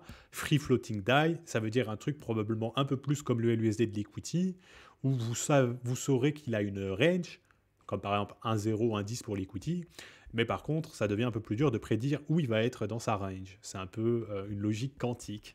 Vous savez qu'il est soit là, mais vous ne savez pas exactement où. Il a une infinité de possibilités entre les deux. Mais ça, en fait, il faut comprendre aussi que cette élasticité de prix, c'est ce qui permet d'encaisser les collatéraux décentralisés qui eux-mêmes ne sont pas des trucs parfaitement stables à $1 comme l'USDC. Donc le DAI flottant, appelons-le comme ça, peut être une réalité assez dure à accepter, mais il n'est pas possible de l'éviter. Ça, c'est Rune qui parle. Notre seul choix, c'est de préparer et de faire tout ce qu'on peut pour faire cette transition, pour faire une transition que Maker peut survivre. Le post sur le forum détaille deux outils puissants qui peuvent transformer le DAI flottant en un succès, ce qui implique que Rune envisage un DAI flottant et construit déjà autour de ça.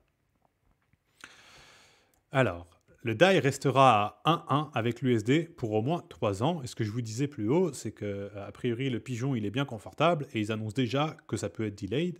Donc, si vous annoncez 3 ans plus potential delay, un délai potentiel de gouvernance, bon, ben voilà, 3 ans plus environ potentiellement 2 ans.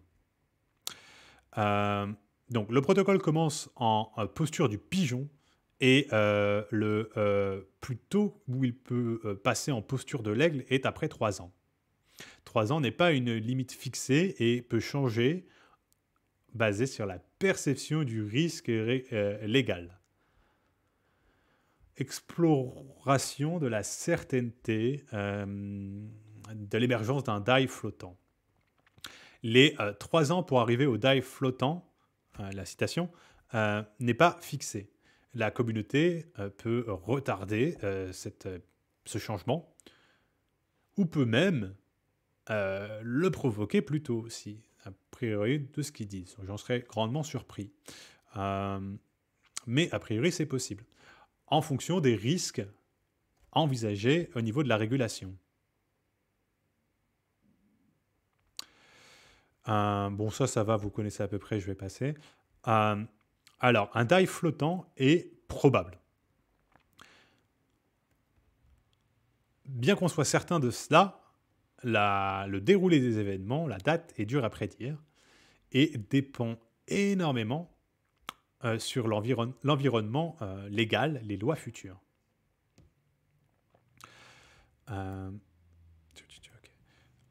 Comprendre l'utilité de DAI par rapport à Curve Finance. Donc là, vous avez un schéma de comment un utilisateur agit pour générer un yield depuis ses DAI. Donc ça commence avec un degen qui a du DAI, DAI wrapper, et bon, il a différentes activités, vous les connaissez bien, il peut apporter de la liquidité, il peut aller mettre ça sur Yearn, il peut le prêter à d'autres. Attends, c'est quoi? Ouais. Oui, en gros, bon, bah voilà, c'est les trucs de base de ce que vous pouvez faire avec votre DAI. C'est pas spécialement intéressant pour nous. Je pense que c'est plus pour le contexte. Donc, opération basique qu'un utilisateur DeFi peut entreprendre pour générer un yield avec ses DAI.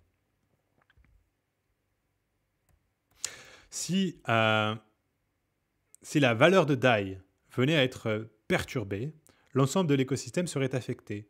Cet impact serait remarqué dans les pools mentionnés ci-dessous. Donc vous comprenez bien que grosso modo, toute pool qui implique DAI sera impactée. C'est simple que ça. Là, vous avez les stats de combien il y a de TVL dans toutes ces pools. Mais donc voilà, bien sûr, ça a un impact conséquent. Donc, implication d'un DAI flottant sur la liquidité DAI disponible sur Curve Finance.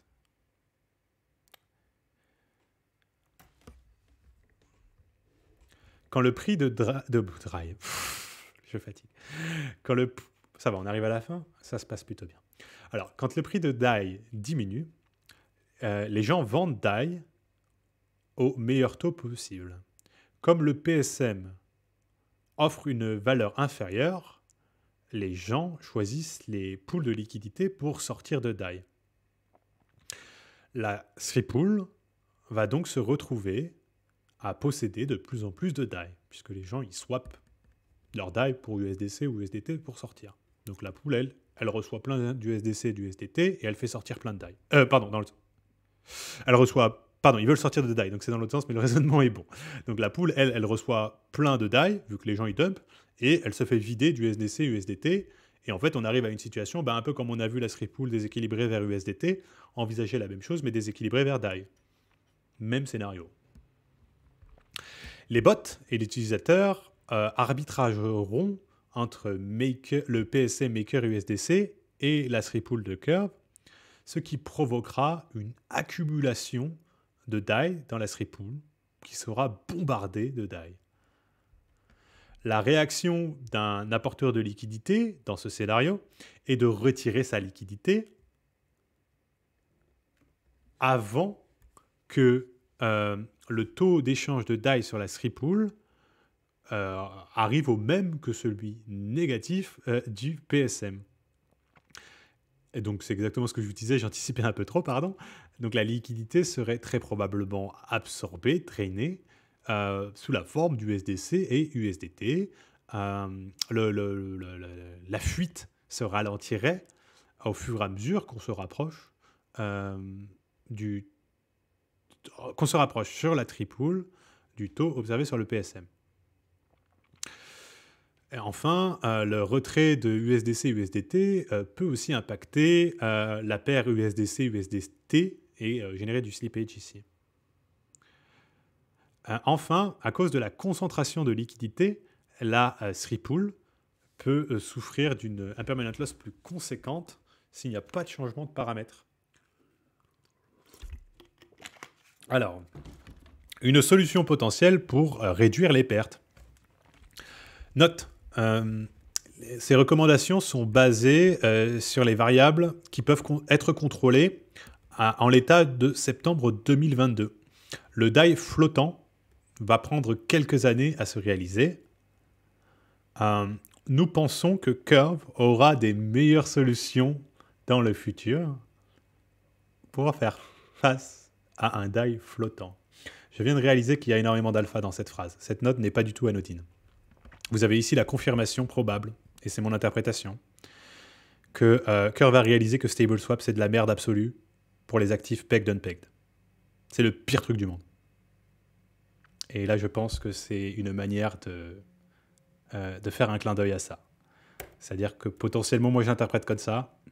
Peut-être ce gars-là, c'est Diligent Deer, qui a une très bonne analyse, a une info ici, et il la laisse suinter là. Il la laisse suinter au passage. Mais bon, voilà, interprétation, mais potentielle interprétation, potentiel alpha. Curve travaillerait sur, en gros, un modèle stable swap adapté aux actifs qui tradent en range, mais qui ne suivent pas un peg. Comprenez-moi bien ce que je veux dire par là. Pensez par exemple CVX, CRV, CRV. On sait par définition que CVX, CRV ne vaudra jamais plus d'un CRV. C'est débile si c'est le cas. On sait aussi que, par contre, il peut aller en dessous. Donc en fait, on pourrait distribuer sa liquidité avec un modèle de concentration allant de 0,95 à 1, par exemple, en termes de prix. Et là, on aurait une distribution de liquidité beaucoup plus intéressante, si vous voulez, qu'une distribution StableSwap, qui, pour le faire simplement, StableSwap concentre la liquidité entre 0,99 et 1,01, en assumant que tous les actifs valent le même prix. Bon, bref, voilà. Petite parenthèse, petit alpha pour ceux qui sont restés avec moi jusqu'à là, et on finit l'article, c'est promis. Alors, séparer le DAI de la tripool peut être une option où USDC et USDT seraient regroupés dans une pool de base, et donc USDC plus USDT, et on construirait la pool DAI comme une méta-pool par-dessus. Donc une pool qui aurait DAI plus le token LP de la pool USDC USDT. C'est basique. La décision de créer une pool, enfin de changer cette structure de la strip pool, c'est-à-dire au lieu d'avoir la strip pool qui est la pool de base, d'avoir USDC USDT en pool de base, une des pools de base, et DAI comme une méta-pool construite sur cette pool de base. Donc la décision de créer cette structure-là peut être considérée vu la situation. La concentration de liquidité sur la paire USDC-USDT pourrait être ajustée séparément à la paire DAI. Et ça, vous comprenez bien que c'est intéressant, parce que on peut avoir du coup une concentration, par exemple, extrêmement importante entre USDC et USDT, qui ont des modèles très similaires, et se dire que bon, bah, peut-être côté DAI, on va concentrer un peu moins, parce que voilà, il peut y avoir plus de volatilité, surtout si ça devient free floating. En créant la métapool USDC-USDT par DAI, le facteur d'amplification peut être ajusté vers le bas. Cela permettrait de s'assurer que les pertes impermanentes résultant de la concentration de liquidité sont aussi maîtrisées que possible. Cela permettrait également de résoudre le problème de la fuite de la liquidité, puisqu'il faudrait moins de volume pour renvoyer DAI vers le PSM rate. Donc oui, ça comprenait bien que plus la liquidité est concentrée, plus l'inertie est forte.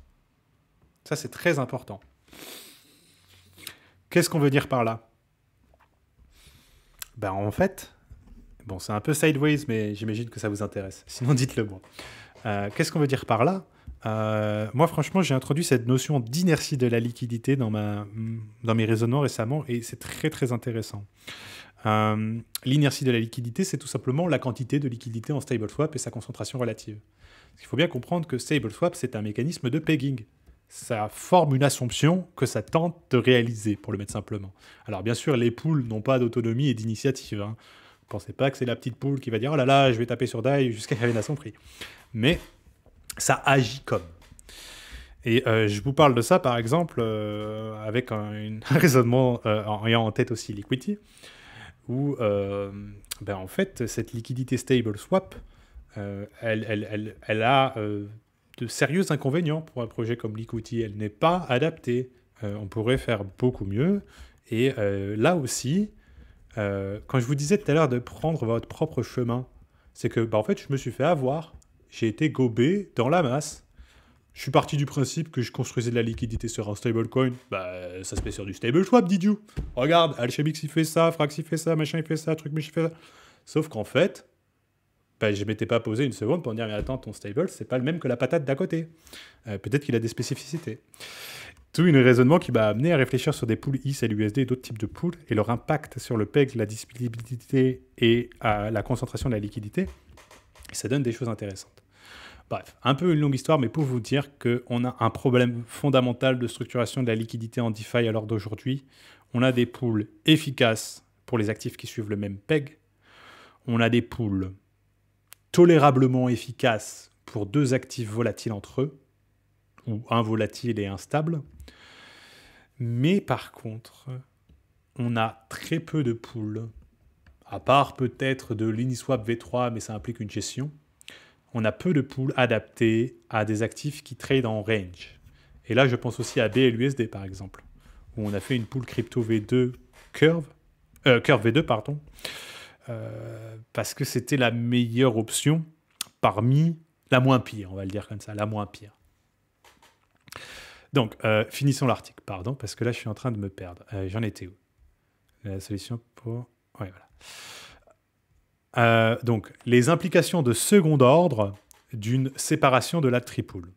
Qu'est-ce qui se passe pour les métapools actuelles construites sur la tripool? L'approche idéale serait de pairer les stablecoins avec la nouvelle base pool, mais pas seulement. Et donc là, ils nous mettent quoi? Donc par exemple, MIM. MIM qui actuellement est construit contre la Sripool. La Sripool qui est USDC, USDT DAI. Et bien là, ils proposent que MIM devienne toujours une métapool. Mais cette fois-ci, au lieu d'être contre la Sripool, ça sera contre cette nouvelle pool, qu'on pourrait appeler la two-pool, du coup, USDC, USDT. Assez basique.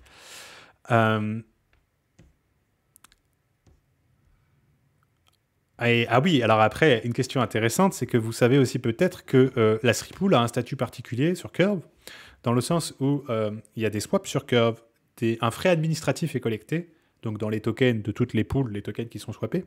Fréquemment, ce frais est retraduit en Sripool et distribué aux possesseurs de VECRV. Donc s'il n'y a plus de Sripool, avec quoi on paye le frais? Et ça peut vous sembler une petite question. Tu dis, ah ben Didio, ok, tu le payes dans un autre stable. Oui, non mais d'accord, ça implique une réflexion, ça implique des changements au niveau du contrat de Curve. Quelque chose de signifiant, d'important, qui n'arrive pas tous les matins. Et donc là, il y a aussi une piste de réflexion intéressante, je reprends la lecture. Une option raisonnablement décente pour créer un token de frais en l'absence de la Sripool pourrait être la TriCrypto. Donc Wrap Bitcoin, Wrap PIS, USDT.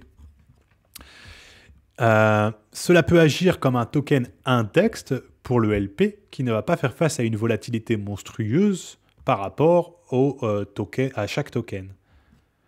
Une faible pression vendeuse veut dire plus de liquidité dans la pool TriCrypto 2. Donc ça peut être un truc assez opportuniste en soi, où ils grandissent la liquidité sur TriCrypto en distribuant les frais dans ce token, parce que peut-être que tout le monde ne va pas dumper immédiatement son token. Ça se tient.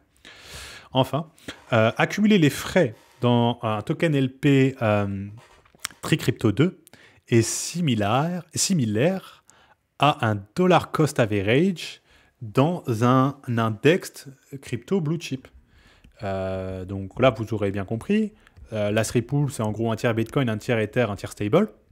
Si maintenant vous avez Curve qui fréquemment retraduit tous les frais dans ce token-là, ça veut dire que concrètement, Curve, l'échange avec ses frais, fait un dollar cost average sur en gros un index, un tiers Ether, un tiers Bitcoin, un tiers stable. Si on compare avec un produit existant, l'utilisation de la Tricrypto 2 comme token de frais peut être vue de manière similaire à GLP, donc sur GMX. Curve Finance peut aussi considérer quelque chose qui serait en synergie avec leurs nouveaux produits, comme par exemple le CRV-USD. Alors, les implications d'un DAI flottant sur les tokens dérivatifs de DAI apportés en liquidité sur Curve Finance. Alors, le DAI est utilisé comme un investissement dans la génération de rendement des protocoles d'emprunt. Voilà à quoi cela ressemble. Donc là, vous connaissez, c'est le principe de base des pools Curve qui optimisent la disponibilité de la liquidité et vont potentiellement rebalancer avec des actifs comme ADAI qui produisent un intérêt. Alors, dans la relation picturée représentée sur le schéma ci-dessus, si la valeur de DAI diminue, comme un résultat de la stratégie Endgame par exemple, les emprunteurs auront à payer moins pour réclamer leur collatéral. La quantité de DAI restera la même, mais sa valeur va diminuer avec la diminution du prix de DAI. Donc là aussi, stratégie intéressante si vous pensez, et contre-intuitive, si vous pensez que la stance Phoenix est mauvaise pour Maker et que ça va nuire à DAI, peut-être que ça vaut le coup d'emprunter une blinde de DAI maintenant, parce que vous savez que vous allez rembourser moins, si DAI effectivement perd en valeur. Voilà, à vous de voir. C'est pas encore un coup que j'ai pris, j'attends d'avoir un peu plus de clarté, mais je le prendrai. Alors, savoir que le prix du DAI va diminuer, ben voilà, en fait, ils sont en train de dire exactement ça. Donc, si vous savez que le prix du DAI va diminuer, ben, en tant qu'emprunteur, vous pouvez déposer un collatéral et accumuler de la dette et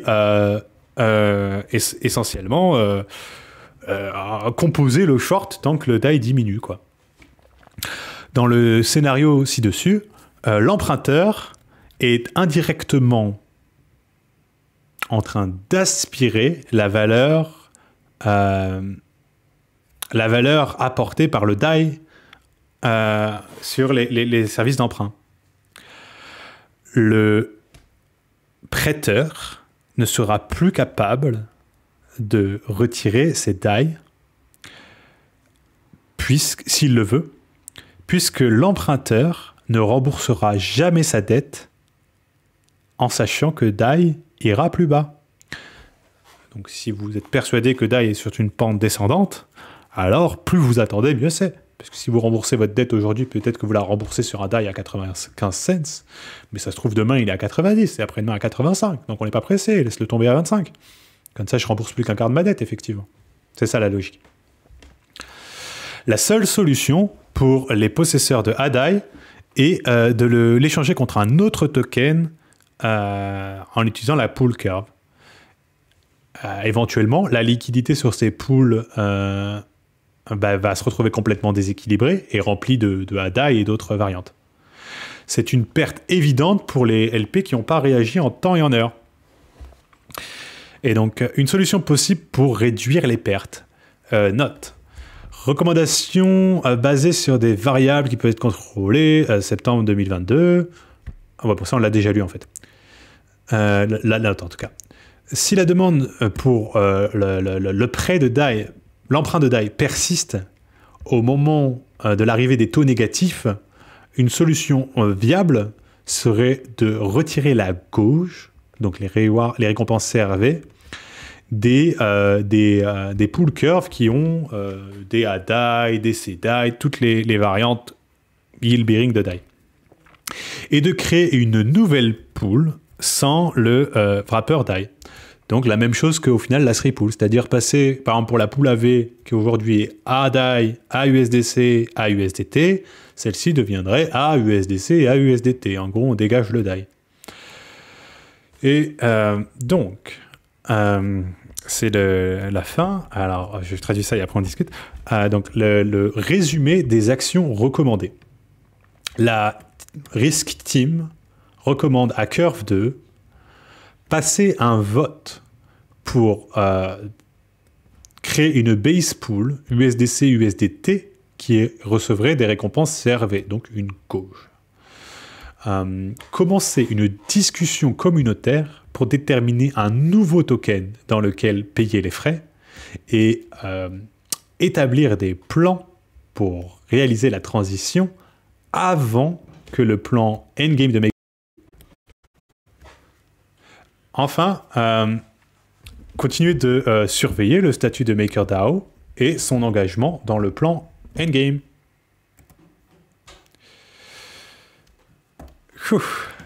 C'était peut-être un peu long, je sais pas. On a mis quoi, 50 minutes à lire l'article? Bon, après, il y avait pas mal de commentaires. Mais voilà. Mais j'espère que c'était intéressant pour vous, que c'était compréhensible déjà, parce que c'était pas évident. Moi, je me rends compte que c'est ultra crevant. Là, je vous l'annonce cash. Hein. Je ne vous ferai pas des lives où je vous fais 3 heures de lecture, translation en direct. Je m'écroule. Mais voilà, j'espère que c'est intéressant. Moi, cet article, je l'avais déjà lu il y a quelques semaines. Et je le trouvais tout à fait pertinent. Parce que bon, qu'on n'aime pas, Maker, ça se suit, quoi. C'est-à-dire, c'est comme Compound. Moi, vous savez que je ne suis pas grand fan de Compound. Mais de temps en temps, tous les 18 mois, quand ils se réveillent pour faire un petit changement sur le protocole, ben, je vais regarder qu'est-ce qui leur passe dans la tête, quoi, pour savoir un peu, voilà, comprendre un peu qu'est-ce qu'on entend par là. Donc, je pense que c'est bon de suivre de ça, de s'intéresser à ça.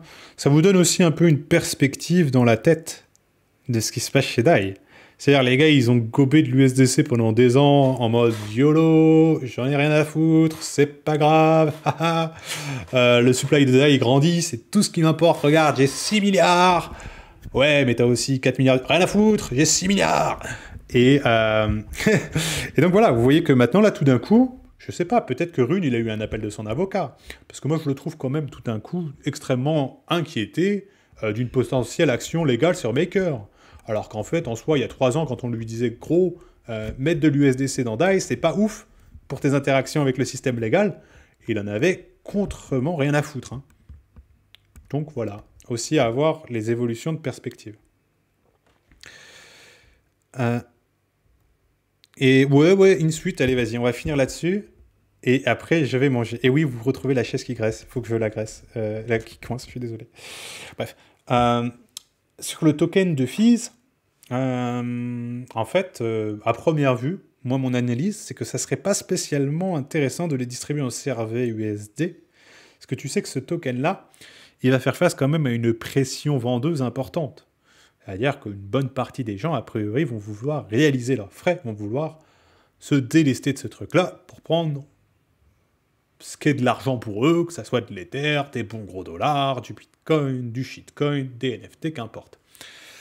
Donc en vertu de ça, moi je dirais, mettre le frais en CRV USD, ça peut à première vue sembler être une bonne idée, mais c'est probablement pas la plus pertinente. À part si de base le système CRV USD est déséquilibré, un peu comme l'equity. C'est-à-dire que s'ils anticipent déjà qu'ils vont avoir un problème de liquidité et d'overpeg, alors là, vas-y, crée un truc qui dump du CRV. Hein. CRV USD, pardon, parce que ça aidera. Mais, bon, c'est dur à savoir, vu que j'ai pas les détails sur CRV USD. J'attends toujours mon white paper en alpha, Charlie, hein, quand tu veux. Tu as mon Telegram. Mais donc, voilà. Donc, en fait, moi, je suis assez d'accord avec... je crois que c'est Diligent Deer qui a écrit, là, ou je sais plus qui. Je suis assez d'accord avec cette analyse sur la tri crypto.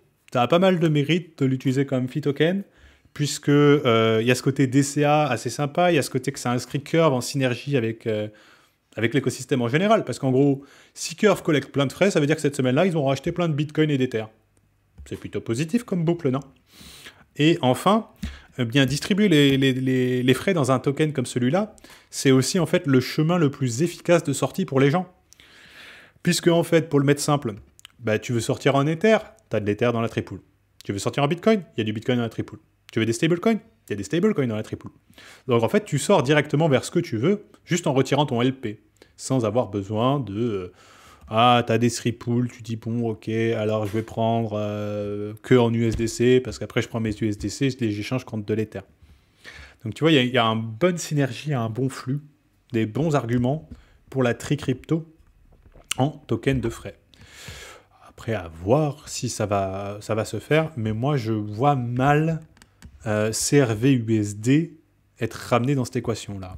CRV-USD, t'inquiète pas, il aura de quoi faire par lui-même. Je pense pas qu'on a besoin de te le forcer dans ta tronche pour que tu aies envie de l'utiliser. Tu viendras à CRV-USD probablement parce que tu auras des bénéfices à en tirer. En tout cas, moi, je pense que c'est comme ça que ça se fera. Et voilà. Ben, je voulais être court sur ce live. Au final, j'ai fait 2 heures. Je crois que je suis abonné aux 2 heures. Mais pour le coup, ben, je vais aller manger parce que j'ai la dalle. Et ben voilà, j'espère que cette expérimentation vous aura plu. N'hésitez pas à me le faire savoir. Si vous avez des articles en anglais qui vous parlent et que vous voudriez qu'on traite, ben, n'hésitez pas à me les envoyer. Si vous voyez des positions, comme on a fait en début de live, des tweets qui développent des thèses intéressantes et que vous vous dites « Ah tiens, ça serait peut-être marrant de l'envoyer à Brice pour qu'on en parle sur le prochain live », ben allez-y, je prends. Moi, j'ai ma propre veille, mais pourquoi pas. Et bien sûr, on parle de trucs intelligents et intéressants. Ne m'envoyez pas l'article de merde qui shield votre shitcoin. Là, littéralement, je vous bloque. C'est juste voilà. Parce que je sens déjà qu'en appelant à vos contributions, peut-être certains vont prendre ça pour une invitation à me shield tout et n'importe quoi. Non, ce n'est pas le cas. Mais bon, là, je fais confiance à votre intelligence. Merci à vous, bonne soirée, et puis on se retrouve dans pas trop longtemps, je pense, parce que ça, c'est un format un peu plus facile à mettre en place. À bientôt!